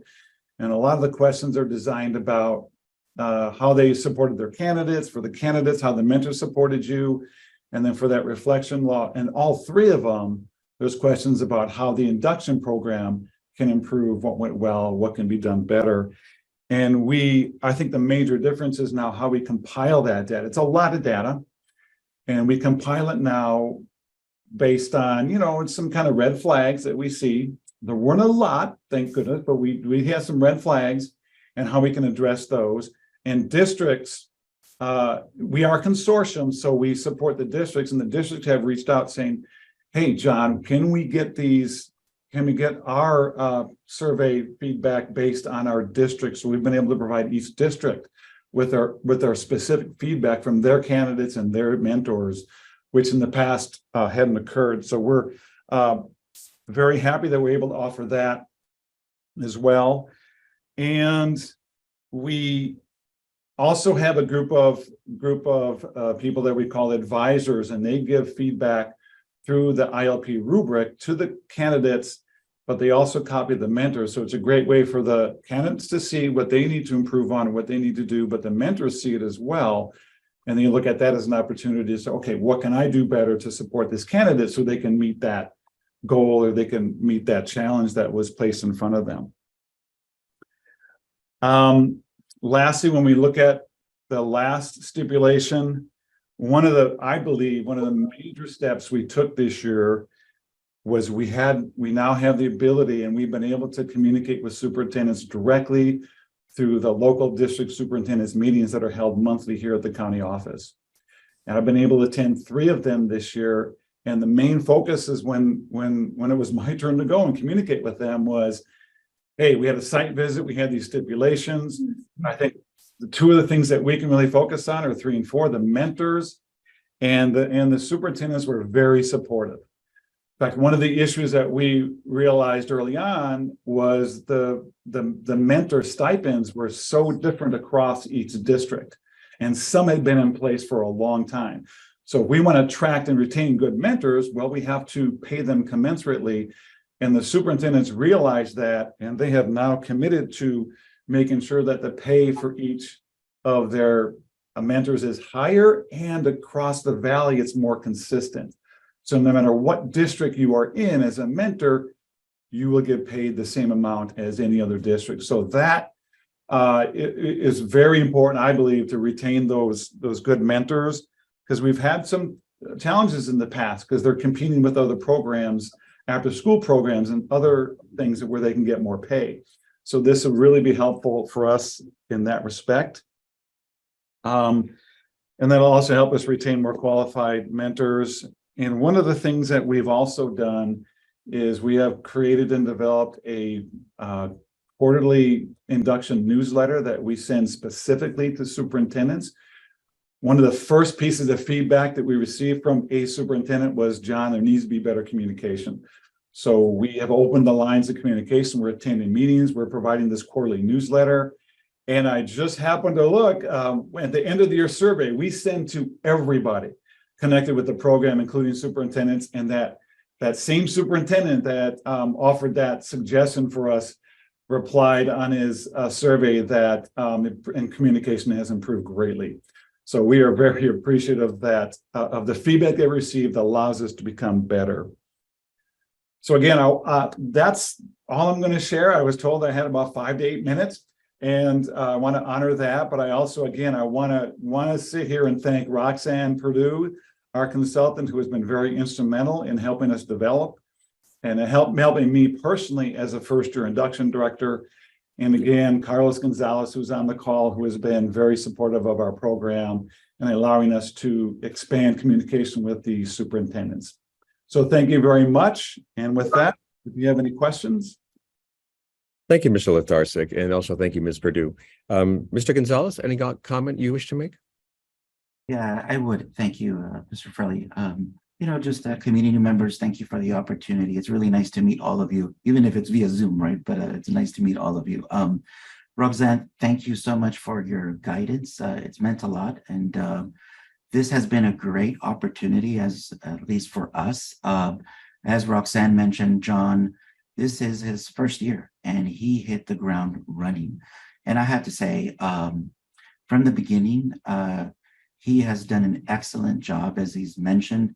We're lucky where we meet with our area superintendents every month. And so from the beginning, there's been a complete transparency, talking to the superintendents about the induction program, about the stipulations, about what we needed to improve on. And, when you're talking to a group of superintendents about your induction program, that, you're being vulnerable. And but at the same time, you're being very transparent.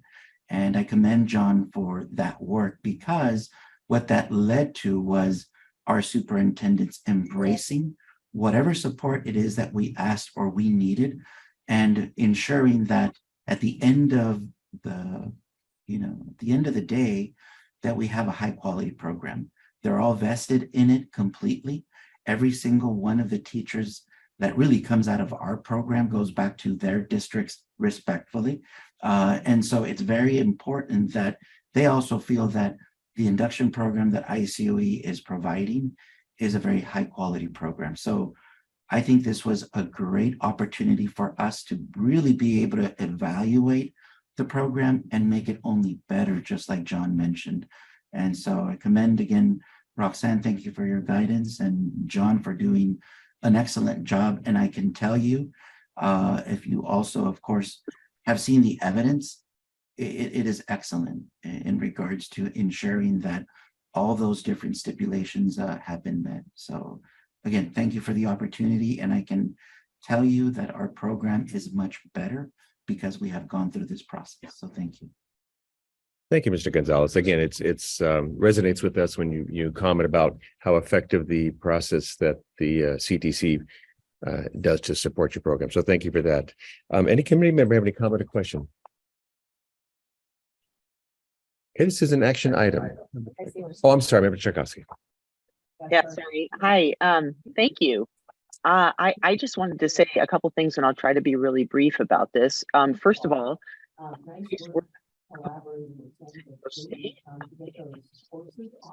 for your people, I would just caution you to be careful that you don't rely exclusively on the teacher coordinator. You know, when we form these personal relationships, they can be magical while that person's there. And then who knows, something changes and, you know, then it's almost like the bridge can come apart underneath our feet. So I would just encourage you to, you know, continue to build relationships at the San Diego State Imperial Valley campus beyond the one individual who's really catalytic at this point. I also just wanted to acknowledge the importance of mentor compensation. And I think as you described, efforts to make that more equitable and fair across the districts, that's definitely a step in the right direction. I don't know if we have time. What's true then? It's difficult conversations with mentors, as I mentioned in and I wondered at what level those are starting. Are those conversations about potentially inadequate or non-sufficient mentor support does happen between superintendents, their staff? Do they happen between you and the mentors? Are mentors ever uninvited to return? Because if you have, you know, a consistent expectation of compensation, then you kind of need a commensurate expectation of consistent performance. And I just wonder what that looks like in your program, given that you have been innovated in so many ways so far. Well, I can address, so that I thank you for those questions. And I can address that while we love our program and we think it's awesome, yes, we have a few mentors that this year were not invited to come back next year because of that, because I really believe the things we had in place and just the communication between the district leads and the advisors. We had one in particular that is not going to, well, as long as I'm here, probably never be a mentor. So that's how bad it was. And we're realizing how important it is to have a strong mentor, especially with these new teachers who are, you know, this year, what I realize is they're trying to organize being a first year teacher, classroom, the school, their kids, the parents, and then on top of that, they have, oh, guess what? You have induction as well. So that mentor to help guide them is so important. So I appreciate your comments. Thank you so much. Great, thank you. Any other comment or question? By seeing none, this is an action item. Any motion from a committee member? Member Taylor. I move we accept the recommendation to change the accreditation status of Imperial County Office of Education from accreditation with stipulations to accreditation. I so move. Is there a second? Second by Member Hillis. Any further discussion? All in favor, please say aye. Aye. All opposed? Aye. All right, motion carries. Thank you. And for those who are still listening to us through Zoom land, we are going to get to everyone. We know there are a number of them before the 12 o'clock lunch hour. Just know that we're going to keep moving forward, and for committee members, our lunch will come just a little bit later. And items that we have already scheduled for the morning, 4, 5, 9, and 10, we're going to move those to the afternoon.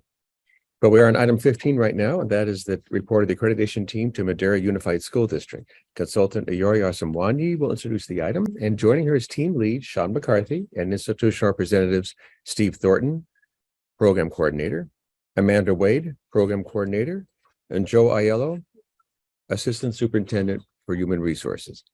Does anyone need to recuse himself? Right.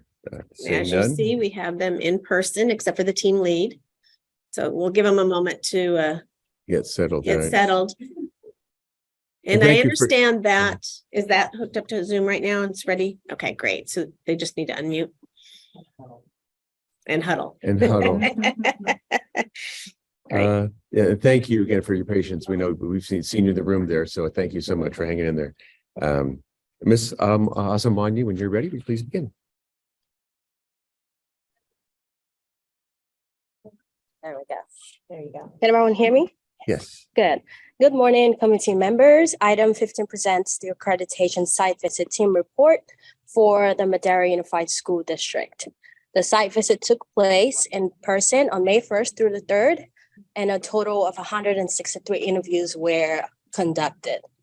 Joining us today are the institution representatives, Steve Torrin and Amanda Wade, both program coordinators, and Joe Aioli, assistant superintendent of HR. Thanks to them for their work in preparation for the site visit. They quickly addressed all requests from the team, including requests for additional documentation, more interviews, and even changes to the interview schedule. Also joining us via Zoom is the team lead, Sean McCarthy. Thanks to Sean for his guidance and engagement throughout this process. And special thanks to the site visit team, Pat Pollack and Chris Rowe, for their flexibility and for their time they dedicated to the site visit in person. The site visit went in accordance with all CTC protocols. And at this time, I will hand it over to Sean to walk us through the team's findings. Thank you. I want to thank the commission for allowing me to share a little bit about our visit. I also want to apologize if my voice is a little gravelly. I managed to pick up a summer cold our very first week of summer break, because of course I did, right? I want to echo what Ayori said about our team. Just thank the great work they did. They, did a fantastic job with advanced preparation and, just demonstrated that commitment to teacher induction that we really want with our visiting teams. And I already set us up with such well-organized resources and ongoing communication. So it really made our collaborations very seamless. And I'd like to just quickly thank express my appreciation to the program leadership at Madera. Their advanced work helped this visit go so smoothly. They were well organized, responsive, as you already said, to our questions or requests for additional information. Also at the visit, just did a great job making sure constituents from all over the region were present, and we really felt like we heard all of the voices that we wanted to hear from. We didn't have to worry about anything, just gathered our information. I want to share something that really stood out for us about this program during our visit, and that was just how incredibly well integrated the Madera induction program's efforts are with all of their district and site initiatives, particularly those that focus on equity, diversity, and implicit bias. Back in 2019, they established a new compact based on a complete district systems design overhaul. And part of this was revamping core values, one of which is equity before equality. And it's at the forefront of all their efforts. And most importantly, the leadership recognized that recruitment, support, and retention of quality educators was critical to this initiative. And therefore, they moved first to invest heavily in their induction program, which was just so impressive. At every level, from the superintendent to division leadership, to the mentors, to IHE representatives, there was just evidence of really strong collaborative relationships that were focused on moving teaching and learning in that same positive direction. We saw it in things like their intentional outreach efforts to recruit for diversity, the thoughtful professional development choices they planned, and the design of the ILP and other induction experiences for candidates. It was really impressive, and candidates consistently during interviews spoke to the impact all of this had on their teaching and their students' learning as a result. So based on our interviews, our review of evidence prior to and during the visit, I'm very pleased to share our team's recommendation for full accreditation for the the Madera induction program. Thank you, Mr. McCarthy. Now invite institutional representatives to briefly comment about the report. Remind you, it's not a time to dispute the report itself, but just any thoughts you might have about the visit.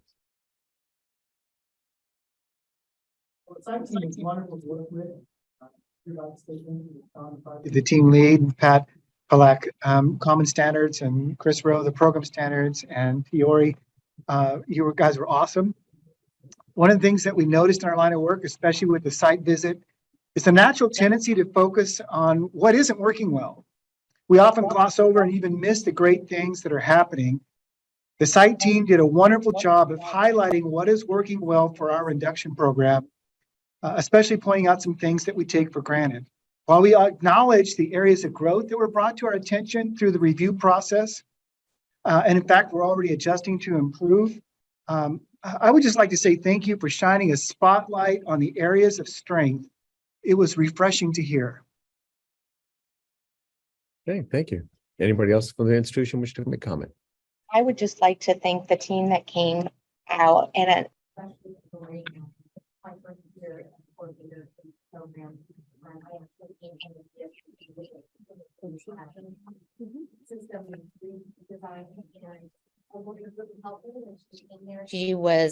asked her some questions. She gave me some guidance moving forward and, what the accreditation is all about. And I just really want to say publicly, thank you for all of your help and your guidance.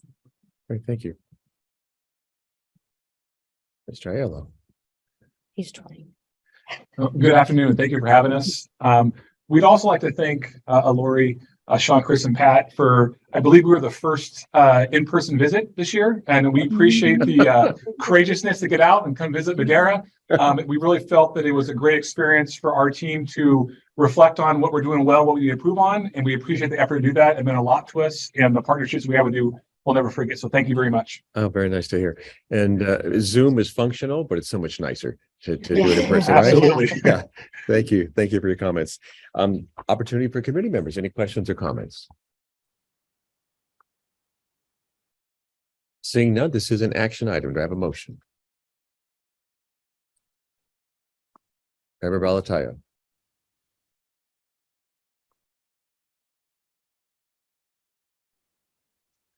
I move that we accept the reports to Madera and grant full accreditation. I thank you. So moved. Is there a second? Member Cervantes. All in favor, please say aye. Aye. All opposed? Right. Motion carries. Congratulations. Thanks for joining us. Thank you very much. We appreciate everything. Yeah, thank you very much. Coming in person too. Yeah, absolutely. We felt like we had to reciprocate the effort you gave us. Right. Thank you. Thank you. We appreciate it. Now it's lunchtime for you. Thank you also, Mr. Mwanying, and thank you again, Mr. McCarthy. Get better. All right. Try the speakers real quick. Okay. We are doing a quick technology check, so you can just bear with us for a minute. For the speakers, it kind of lets us in and out. Mine is off. I'm just listening to what Cheryl has. Same here. Yeah. I'm glad Cheryl has good speakers. Yeah, right. I don't know if it'll work, but setting up device.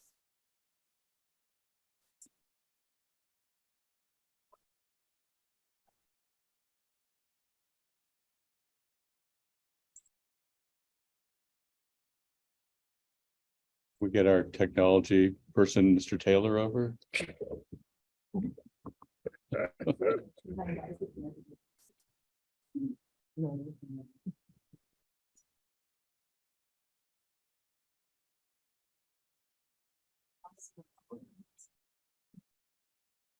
You want to try saying something, someone? Sure. Hi. Actually, have Roxanne say something. Yeah, that's a great idea. Roxanne? Yes, Did you say something? We can see if we can hear you. yes, can you hear me? No. All right. I tried. Okay, so to continue as is. Continue as is. All right, we're going to move on to item 16 then. Item 16 is a report of the accreditation team to Central Unified School District. Consultant Roxanne Purdue will introduce the item. And joining her is team lead Gail Calhoun, institutional representatives, Dr. Tammy Boatwright, Assistant Superintendent, Educational Services, and Jeanine Casacia Warland, Director of Curriculum and Instruction. Does anyone need to recuse himself? All right, Ms. Purdue, will you begin again? Thank you, Co-Chair Frelly. And good morning again, committee members. I'd like to take a moment to thank the team. As Co-Chair Frelly mentioned, Gail Calhoun was our team lead, and she was our fearless leader. We had Common Standards reviewer Patrick McKee, which some of you might be familiar with, and program reviewer Minluvi Ramos was our program reviewer for this visit. I'd like to thank the virtual hospitality of Jeanine Casacia Warland. I'm always amazed by directors of induction tend to wear so many hats, and I don't know how they do it, but Jeanine is Director of Curriculum Instruction, Teacher Induction, and VAPA. To throw another one in there. And I'm sure she does so much more. She's been there for many years, and she has her hands in many things. And then Dr. Boatwright, of course, the Assistant Superintendent of Educational Services, providing that support to Jeanine and the superintendent as well. So it was nice to see the collaboration and support that occurred at that district. And I have to say, at the end of that visit, I had more team members than usual saying, maybe we could arrange a visit again after all of this is all done, just to come back and visit and see some of their innovative programs. They have some really interesting things going on, and I think that you'll hear about them from our leader, Gail Calhoun, and I'll turn it over to her now. Gail? Hello, everybody. Thank you so much for having me here today. It's always an honor to serve as a team lead, and this was a particularly special visit. I feel like I may have left having learned more than I shared in this case. Thank you to Roxanne Purdue for her warmth and her wisdom. She was really instrumental in helping the team to stay focused on attending to policies and procedures, but in a thoughtful and very personal and kind way. So thanks, Roxanne. It was a pleasure to work with you again, even though it was virtual. The hospitality that was extended to us, as Roxanne mentioned, by the program was also much appreciated. Zoom is a challenging way to do a site visit, as you all know, but I feel that this one was quite successful, and that was due to the planning and dedication of the staff at Central Unified School District, and then also the professionalism of the team that I served with. Central Unified School District Teacher Induction Program is a clearly articulated and impactful program held in high regard by district leadership and the local educational community as well. Program integrity and efficacy has been maintained through several recent changes in leadership, and I see this as a testament to the district's commitment to induction and to new teacher support. Virtual interview sessions were well attended, and the site visit team collected a large volume of program data in a very short period of time. The site visit website was very detailed, and we were able to triangulate site visit data in a comprehensive manner. In review of the evidence submitted, the site visit team found that all common standards were met. Unit support for the induction program and the diversification of the teacher candidate pool were particularly noteworthy. Not only has Central Unified School District teacher induction nearly achieved a gender parity in its teaching staff, they're leading the way with 2 other equity-minded signature programs. Just to give you a sense of what this looks like, in 2021-22, 54% of their year 1 candidates identified as female and 46% as male. We were all extremely impressed to see that, because as program leaders in our own districts, we know how difficult that is, and that represented a very significant, organized and concerted effort to diversify the educator pool based on gender. Similarly, in 2020, 2021, they had 57% of the candidates identified as female and 43% as male. We were all very jealous when we read this data, and we were happy to see it bearing out on the screens in front of us as well. And if that weren't impressive enough, let me share with you additionally that to increase the number of African American educators in the district, Central Unified School District has formed a partnership with the Fresno County Office of Education to create a pipeline to develop educators who reflect the diversity of their students. This pipeline is supported by a CTE pathway in education and another partnership with Fresno City College for dual enrollment. The dually enrolled students are also compensated for their work as student tutors. Wow, amazing. And during interviews, we heard details of how this plays out and the very real-time impact it has on mentors and their ability to bring their teacher candidates into this expectation of the district of equity and cultural sensitivity. Extremely powerful and inspirational to all of us on the site visit team. We were so moved, and I was so moved personally by this commitment to educational equity that I spoke out to my own consortium at my own colloquium this year about the wonderful things that I had witnessed at this unnamed district. At that point in time, I didn't say who it was, but I said, I was so inspired that I actually invited myself up for a site visit. And I have a team of people that are hoping that they can tag along in my car and that we can come and see this in work. I also took it upon myself based on this inspiration to challenge everybody who was in the audience of 250 people or so to reach out to someone who might be considering a career in education and to try to inspire them to participate. So I just want to share that as an anecdote of the very meaningful impact that this district's program and commitment to equity has within their teacher induction context, and then also the broader educational community. Thank you, Ms. Calhoun. The Central Unified School District's teacher induction program is innovative and impressive. All the program standards were met. And in reviewing the evidence of the 30-day insert addressing precondition 5, which was not found to be completely in evidence at the time of the site visit, our team has read through their entire address of this issue, and we would feel comfortable if the committee were to move the initial team recommendation from accreditation with a stipulation to full accreditation based on this district program's ability to identify a need, address it above and beyond what was requested, and put that change initiatives into action. So we respectfully request your consideration of moving to accreditation. Right, thank you, Ms. Calhoun. I think true teacher style, carpooling, right? Hopping in your car to go take a visit. All right, this is an opportunity for institutional representatives to briefly comment about the report. Remind you it's not a time to dispute the team's report, but provide any thoughts you may have regarding the visit. Good morning, committee members. I'm Janine Kasasha-Warland. I am the director for curriculum and instruction, and teacher induction is a big part of what I do and a love of what I do.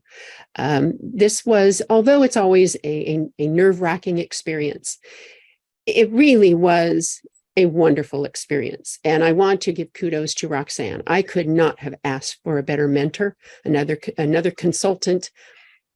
She is bar none top in what she does.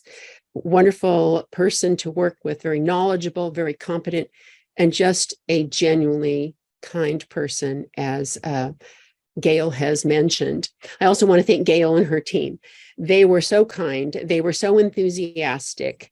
I really do hope, Gail, that you and team members will definitely follow up and come visit us. That would be lovely to see you in person.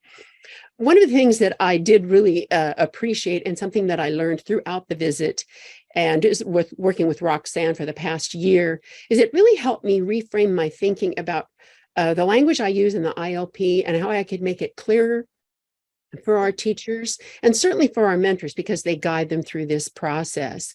It became more streamlined, but included all of the components necessary so that our teachers can articulate their goals, their growth, and their understanding of student learning and what they see in the growth of their practice. One of the things, as Gail mentioned about the Teachers of Color Alliance for Educational Empowerment, is that it is a multi-year project. It's a 10-year project. And I once had an assistant superintendent I worked for say, it takes 10 years to a generation to make systemic change, and we're in for the long haul. It's exciting. We do have students at the high school and middle school involved. And one anecdote I'd like to share is that we had a history social studies teacher in the room with the middle school and high school students when they collaborate and when they also meet with leadership from their side and the district. And the history teachers got to hear students' comments about what they felt was an inequity for them as students of color. And when he left, and as he was leaving the workshop, he stated to all of the leaders in the room, I am going back to rewrite all of my lessons so that I am more inclusive of students and history in regards to slavery and our students of color. And that just brings chills up your spine when you see that kind of commitment from teachers to make a change in their classroom, to meet the needs of students, to ensure equity for all.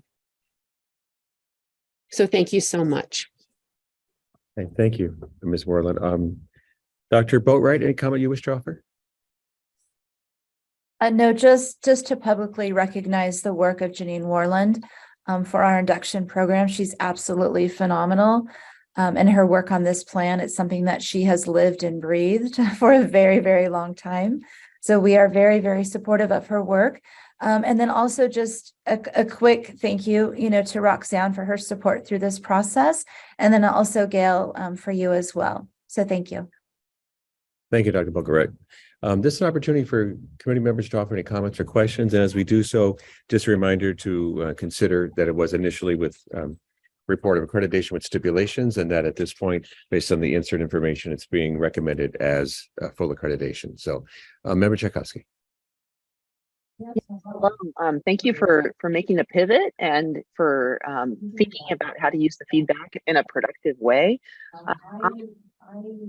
Take a look at the proposed changes in your example to sort of separate the evaluation from growth aspects of the ILP. And I guess I would like to just ask you about the rationale that administrators are not supposed to see the ILP. I mean, on one hand, I understand that might sort of insulate or protect the candidates from contents of the ILP being used for evaluation. But on the other hand, I think it's important for administrators to understand what candidates are interested in learning and focusing on. It's partnership sort of thing, and the goal would be to establish a culture of trust where sharing those documents rather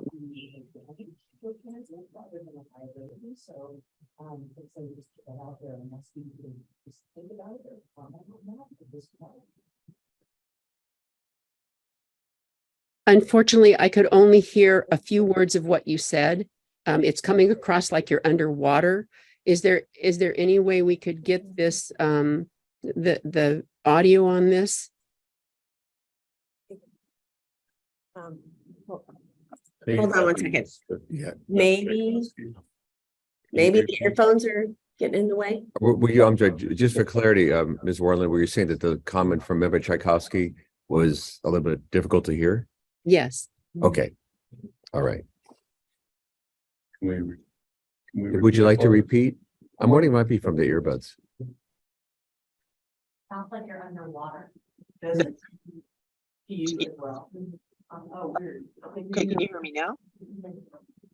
Well, I was just going to ask about the language that you included in your handbook.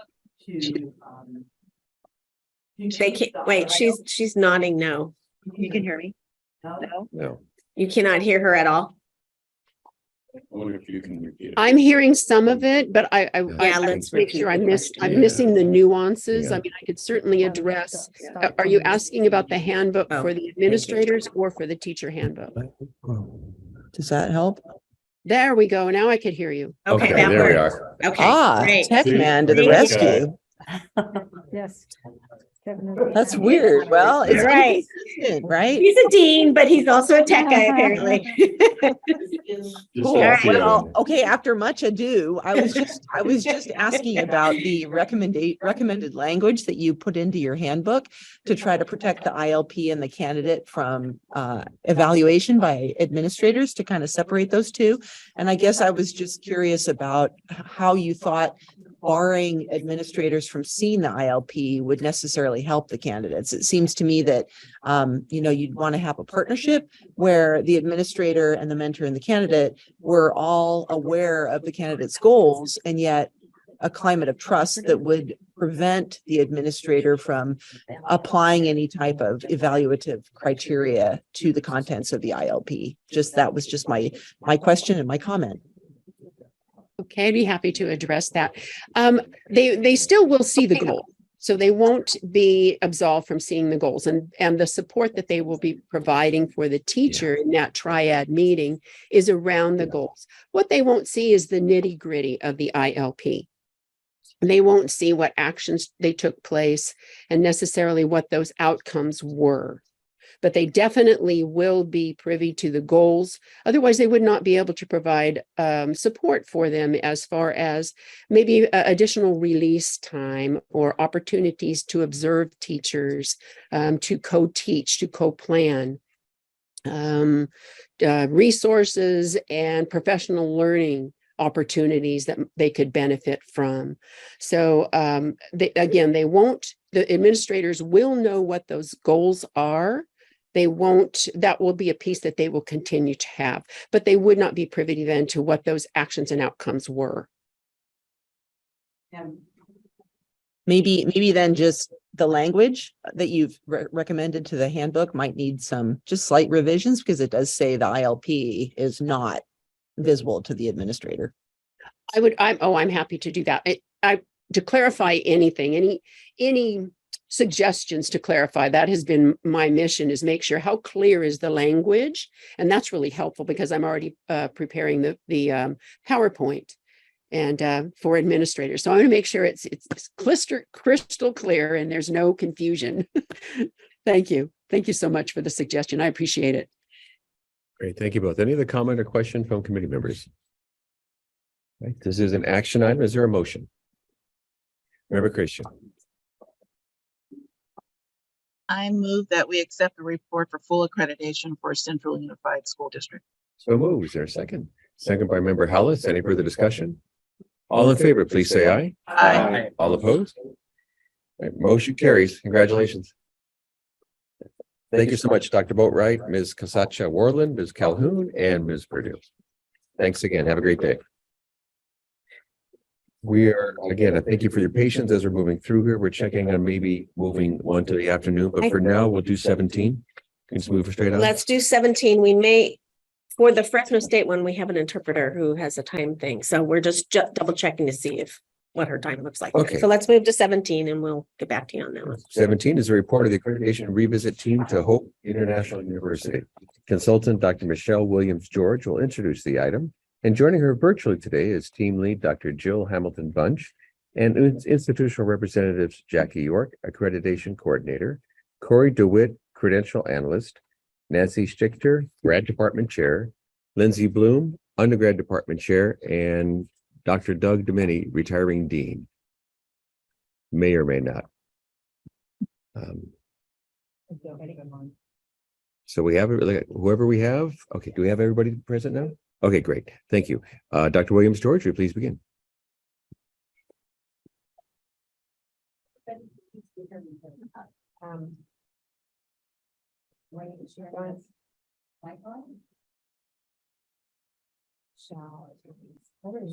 I don't even see you. Hold on. We need to bring you into the. Yeah. And just quickly, are any recusals on this item? Okay. Seeing none. Her name. Yeah, thank you. Dr. Michelle Williams-George, please continue. Okay. Sorry, yeah. Michelle, do you want to put on your camera? Yeah. And unmute. There we go. How's that? Yep. Yes. That works. Go now? All right. Good morning, committee members. Agenda item 17 includes the findings of the accreditation revisit conducted at Hope International University from April 4th through 6th, 2023.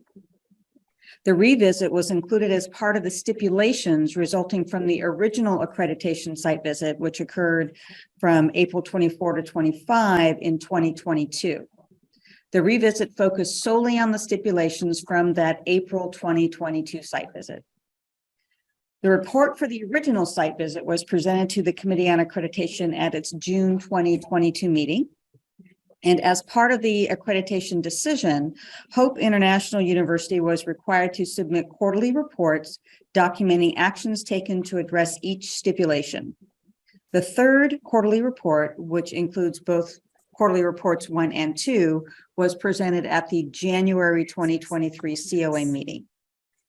Based on the evidence provided through document review and interviews, the revisit team recommends all stipulations be removed and Hope International University's accreditation status be changed from accreditation with stipulations to accreditation.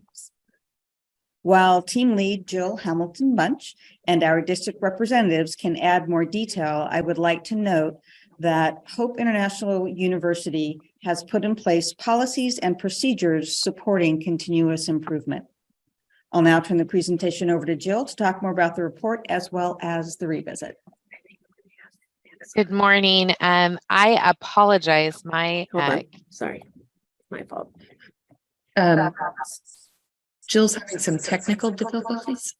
I'm having some trouble with my video camera. So I'm going to have you imagine that you're looking at me. I've presented for the COA many times. So no worries. So just have a memory or a picture in your mind. Thank you, Michelle. I'd like to thank Jennifer Olaf Lewis, who was part of the revisit for Hope. As Michelle said, our original visit was on April 4th through 6th. April 24th through 25th, rather, in 2022, and our revisit was in April of this year. We are recommending that the accreditation with stipulations be updated to full accreditation. I'd like to thank the staff of Hope International University and the support of Michelle and the Commission in a successful revisit.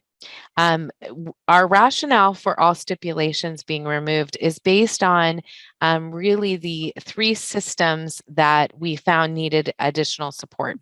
The first was placement of clinical practice and fieldwork for teacher credential candidates in multiple and single subject, training and support for school personnel in the multiple and single subject program, as well as the professional administrative services credential program.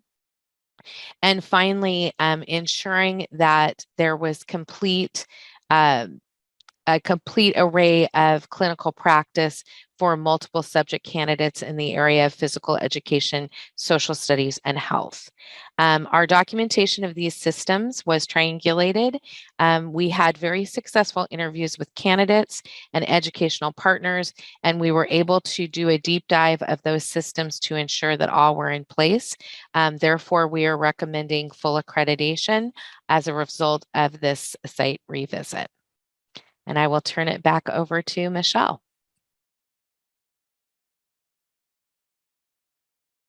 Hold on. Dr. Williams, George. Right. I didn't know if you had something else planned to say in your script there. No, sorry about that. I This just is got now so an opportunity for discombobulated institutional with my. representatives to briefly comment about the report. We remind you, not a time to dispute the team's report itself, but rather provide any thoughts that you might have had regarding the visit. So I am Jackie York, and I am the accreditation team lead, and I have the pleasure and opportunity to speak on behalf of our executive cabinet and our faculty about our site revisit. We're so pleased at the positive results and associated with our one-year site revisit. With guidance from both Michelle and Jill, this past year has been a testament to our commitment to resolve stipulations identified by CTC. And we've been vested in this process, and we've worked hard Our faculty and educational partners have been united in their dedication to the betterment of our institution and the success of our students. We have implemented lots of new processes, and we're happy that so many constituents were available for interviews to testify to our program improvements. Our student population in our credential programs has grown exponentially over the past few years, and we recognize the importance of implementing systems to support this growth. We've even been able to hire a new student teaching placement coordinator as a result of the CTC site visit findings. And this past year, Michelle has made sure that we've been laser focused on university systems and processes so that we can ensure fidelity and sustainability. Jill was very helpful in all of her recommendations for these systems and making sure that they were going to be effective for our institution. So we have developed and implemented robust systems, such as Jill mentioned, that include strengthening our partnerships with mentor teachers during student teaching, provided required training, ensuring that candidates have an opportunity to practice and master and those standards in diverse settings and in all content areas, and requiring our candidates to track their hours during clinical practice.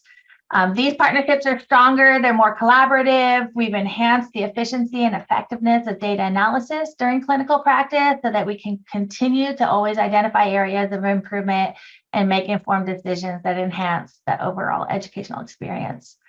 So these systems ensure that our university operates with the utmost integrity, safeguarding the trust that's in place in us by our students, our faculty, and the broader community. We want to express our assurance that we remain dedicated even after this site revisit with the utmost focus on excellence and continuous improvement.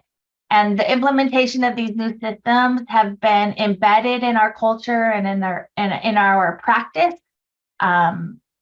They are in place and they are functional and working well.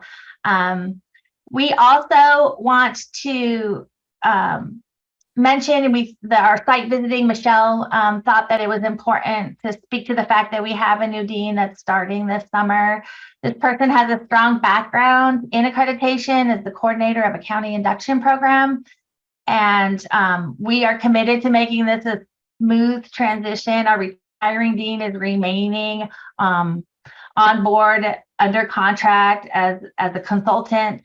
And as we mentioned, these systems are embedded in our culture. So we just wanted you to know that we're continuing to be committed and focused on the CTC accreditation process in order to meet and exceed and ensure exceptional oversight and accountability. Hey, thank you, Ms. York. Any other member of Hope University wish to offer comment? All right, seeing none. And Dr. Hamilton Bunch, we can see you now. Thanks for joining us. Yes, and I passed Opportunity it now off for to the committee Michelle. members. Any questions or comments you may have? All right, seeing none, this is an action item. Do I have a motion? Member Hallis. I move that we remove all stipulations and change the accreditation status from accreditation with stipulations to accreditation for Hope International University. Thank you. So moved. Is there a second? Second by Member Forbes. Or any further discussion? All in favor, please say aye. Aye. Aye. Opposed? Motion carries. Congratulations. Thank you so much. And again, thank you for your grace and patience for us, or with us as we move through today. Thank you, Ms. York, Ms. DeWitt, Ms. Stichter, Ms. Bloom, Dr. Hamilton Bunch, and Dr. Williams George. Thank you all. Thank you. And we are going to move forward. Thank you again to the patience and grace of those who are waiting. We're going to move National University and CSU Humboldt to later in the day. We're going to move to item 20, which is CSU Fresno. And let's get everybody in. Yeah, before I introduce the item.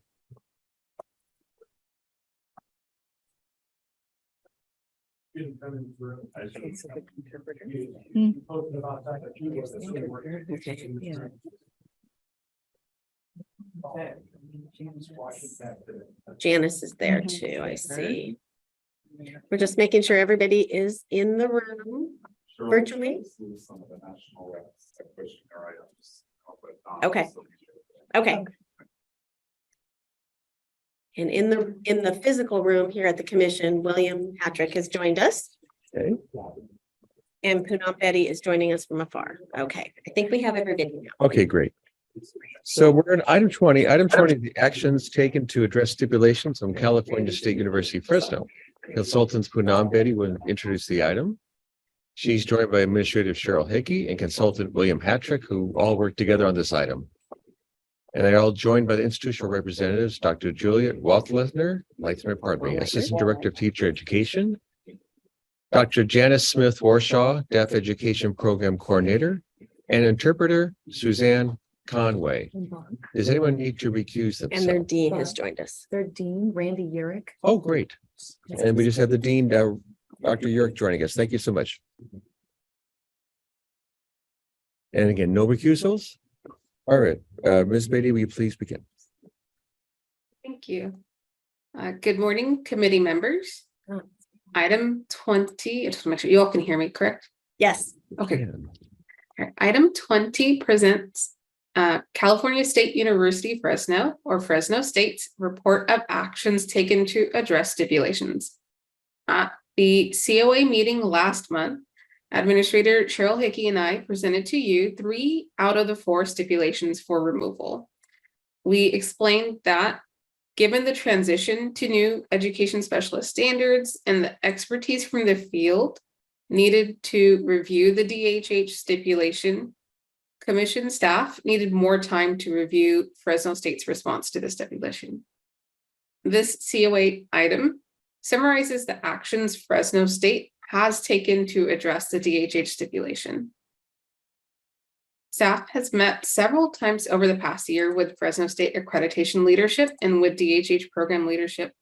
And we worked with a BIR member with expertise in this area.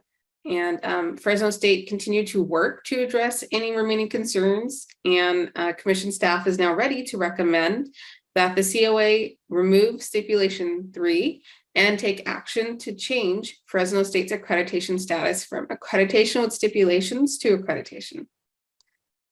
As was mentioned earlier, my fellow consultant William Patrick is also here to answer any questions committee members may have about the DHH credential. And we have representatives from Fresno State also present to answer any questions about the changes that they've made to the DHH program to address the stipulation. Thank you. Any of the members from the staff have any comments you wish to add at this point? No, I think that Poonam has summarized it well. Okay, thank you. So we now invite institutional representatives to briefly comment about the report. Oops, hold on a second. So I just want to thank the commission, particularly Cheryl and Poonam and William, for their ongoing support. As the report states, we worked closely, Dr. Janice Smith Warshaw and myself and other members of the DHH program to really think through the I will add that our accreditation site visit happened at the time the program was transitioning to the new standards, but the accreditation site visit was still in response to the old standards. So there was quite a lot of crosswalk work that needed to take place. So we did some deep dives into all of that work this past year, really worked to highlight how the program is responding to those new standards.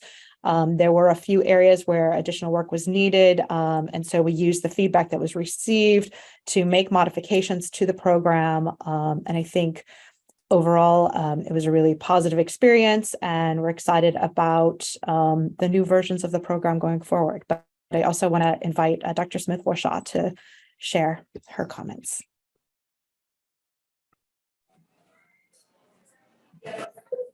Yes, thank you. Hello, everyone.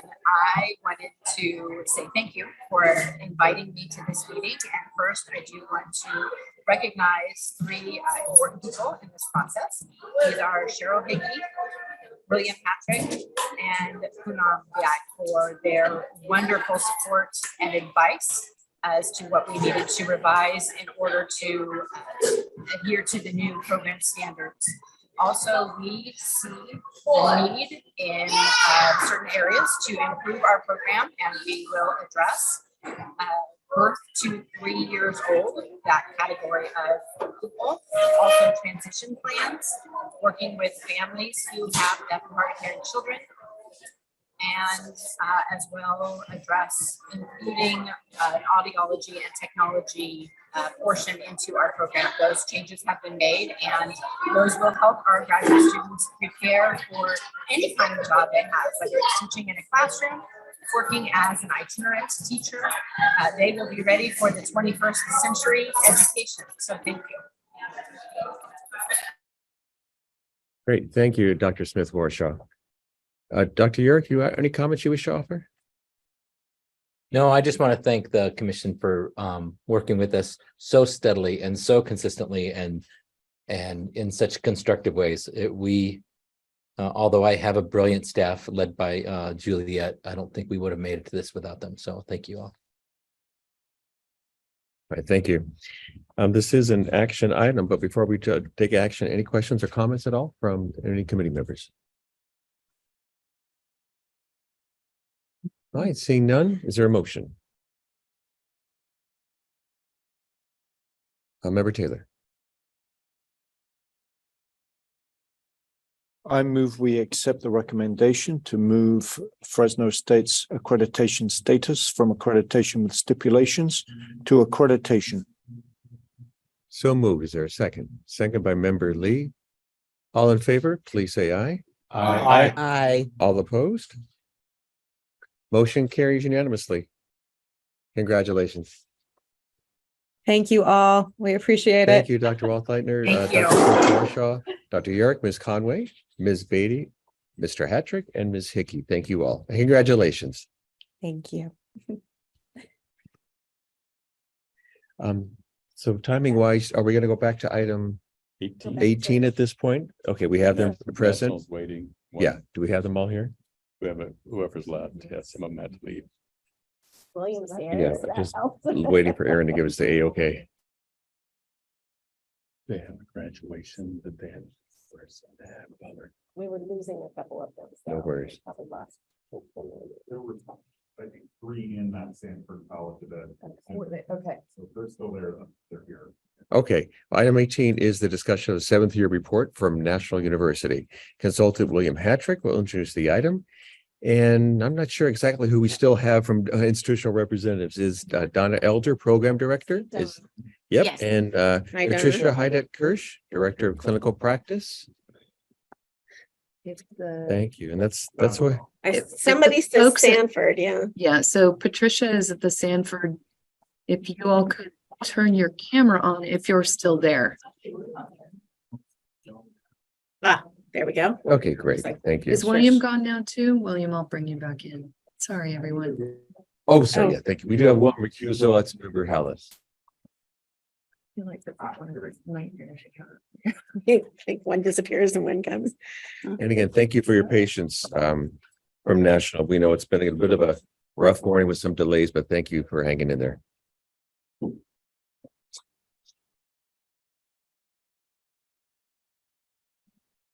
William, Donna. There I am. Who are we missing? Nobody. Okay. Okay, Mr. Hattrick, whenever you're ready. All right. Good morning, committee members. This agenda item presents the 7th year report from National University's May 2022 accreditation site visit. At last August's meeting, National was granted the status of accreditation with a 7th year report to address specific parts of program standards that were met with concerns. Staff has worked with those programs throughout the year to ensure that the standards are now adequately being addressed. And you've got a summary of actions taken by the programs outlined in the report, as well as a link to their full response. Just quickly, for the multiple single subject program, National has developed a system that's in place to ensure that all of its supervisors are receiving orientation, including the necessary information related to the Cal TPA. In the Clear Admin Services program for Standard 3, National has created new criteria for selecting a candidate coach, including detailing those specific duties and requirements related to the support that the candidates will be receiving. And for standard 4D, the program adjusted its process beginning this last academic year to analyze each candidate's skill level for each capsule, including a change to the induction plan template to ensure that the candidates are able to add their assessment data as the induction plan is written. Staff recommends accepting the 7th year report from National, and I think we have a couple representatives still. Thank you for your patience here with us. Should they wish to add anything or if there's additional questions. Yes, thank you, Mr. Patrick. Anyone from National wish to offer any comment? I'll just very quickly, we are also in the midst of graduation. We were at graduation when. Hold on, Donna. Somehow we are not hearing you, but I have you. Off speaker. Not muted. Well, Patricia, you're hearing Patty, it? go ahead. Let me try it again. Can you hear me now? Oh, that's why. Okay, let's start over. Thank you. All right. Thank all of the committee members. We would have had our dean, Dr. Lee, and our associate dean, Dr. Levy, with us, but we are also in the midst of symposium and graduation today, and they had meetings, so we would, sorry because of the extension that they have missed and would have loved to be here. We want to thank the commission for all of your help and support. Thank you, William, for doing this. And this year we worked very hard on those areas to really work with the faculty to improve those programs in those areas. And as you can see, we have submitted our report and have addressed those.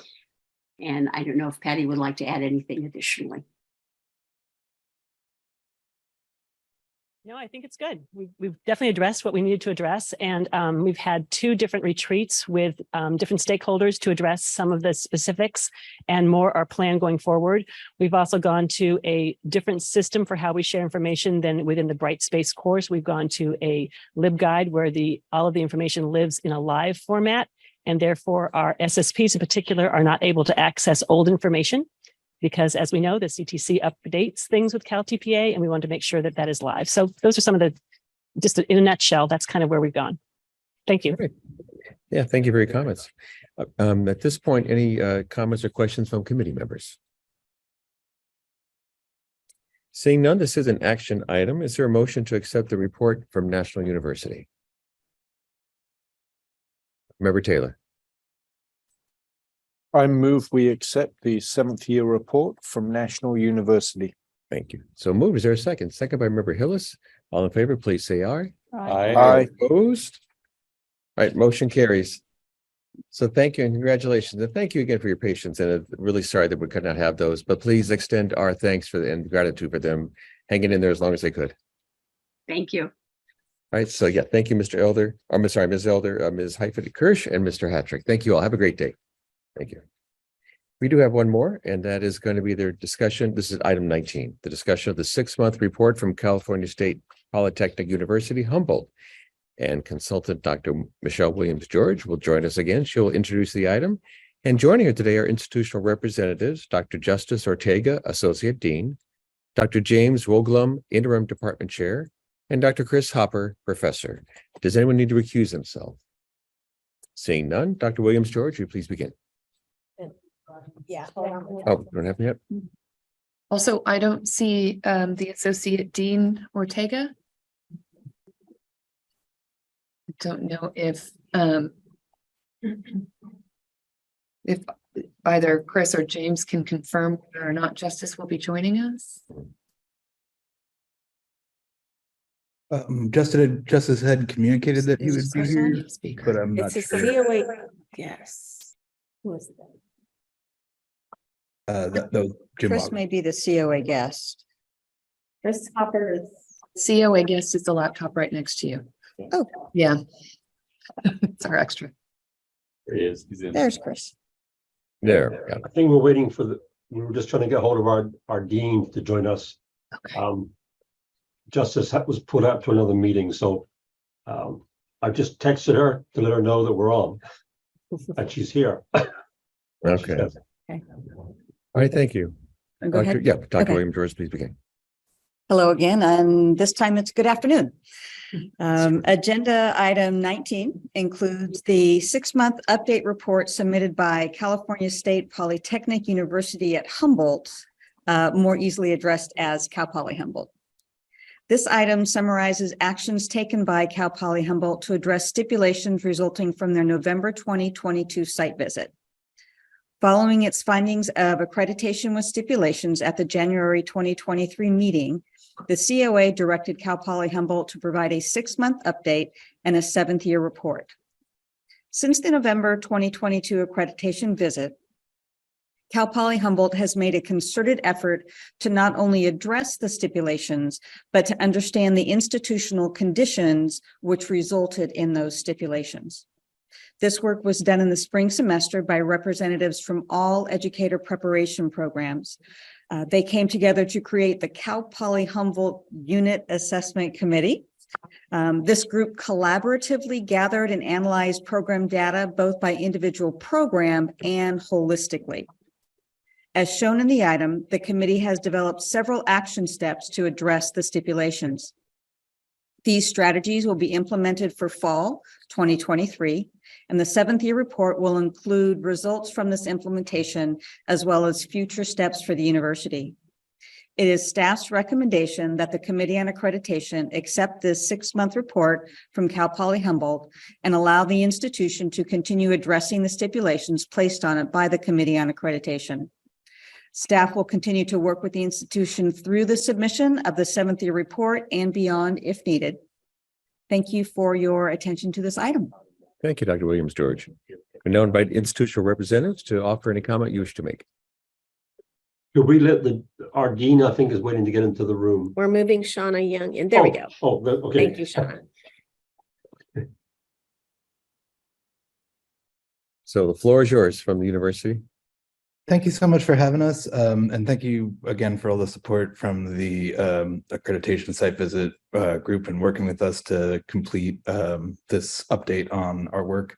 In looking at the issues that were raised and the critiques that were provided us in relationship to Common Standards 3 and 4, we had an opportunity over the course of the last semester or so to meet weekly at first and then bi-weekly with intermittent meetings with program leaders, coordinators, deans and associate deans and the chairs related to different programs in our assessment unit to look at those concerns related to Common Standards 3 and 4. And I think to meaningfully assess some concerns that once raised afforded us an opportunity to kind of introspectively consider what we needed to do to be a more effective teaching assessment program. Through that process, we came up with, I think, 3 action items that will need to be addressed over the next period of assessment. One being supervision quality, looking to how we can assess supervision provided by university employed supervisors in consideration of teacher preparation processes, data collection, how we can more meaningfully and efficiently interact with our data collection offices here on campus, whether it be the registrars or our institutional research office, and then consideration of field placement quality and how we can assess those sites outside of our university purview that are so integral to our teacher preparation processes.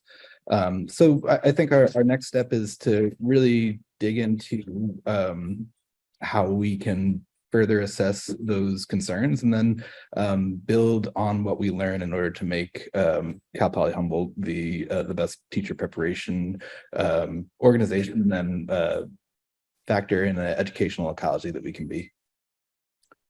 Thank you, Dr. Wegelum. Any other member of the institution wish to offer a comment? Yeah, thanks, Jim, for that introduction. That was great. I think just you hit all the main points. I just want to mention one thing. Is I think that the report brought out the fact that there were some inconsistencies across programs within the unit in standards 3 and 4, and as Jim has said, that has given us time to work on some program improvements that will be in place for the future. So I think we're very optimistic moving forward that we have a good plan, and we're looking forward to the work in the fall to complete the report. Thank you, Dr. Hopper. Dr. Young, you joined us. Would you like to offer any comment? Maybe I'll just round it out by just commenting back to the initial visit this past fall. We all felt it was so collaborative, and we appreciated the visiting team so much. And I just wanted to acknowledge Michelle and her continued collaboration. I know how much what a resource she has been through the final steps of our 6-month report. So we appreciate you, Michelle, and your partnership. Thanks. Thank you, Dr. Young. An opportunity for comments or questions from committee members. Seeing none, this is an action item. Is there a motion? Member Taylor. I move we accept the recommendation and the report from Cal Poly Humboldt. Great, thank you. Is there a second? Member Cervantes. Any further discussion? All in favor, please say aye. Aye. Aye. All opposed? Motion carries. Thank you and congratulations. Thank you for joining us. We appreciate it. Thank you for your patience also. Thank you.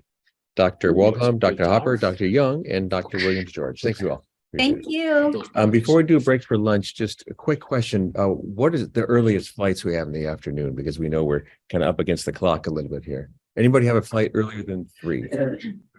4? 4 o'clock? 4 is the earliest. Okay. All right. Thank you.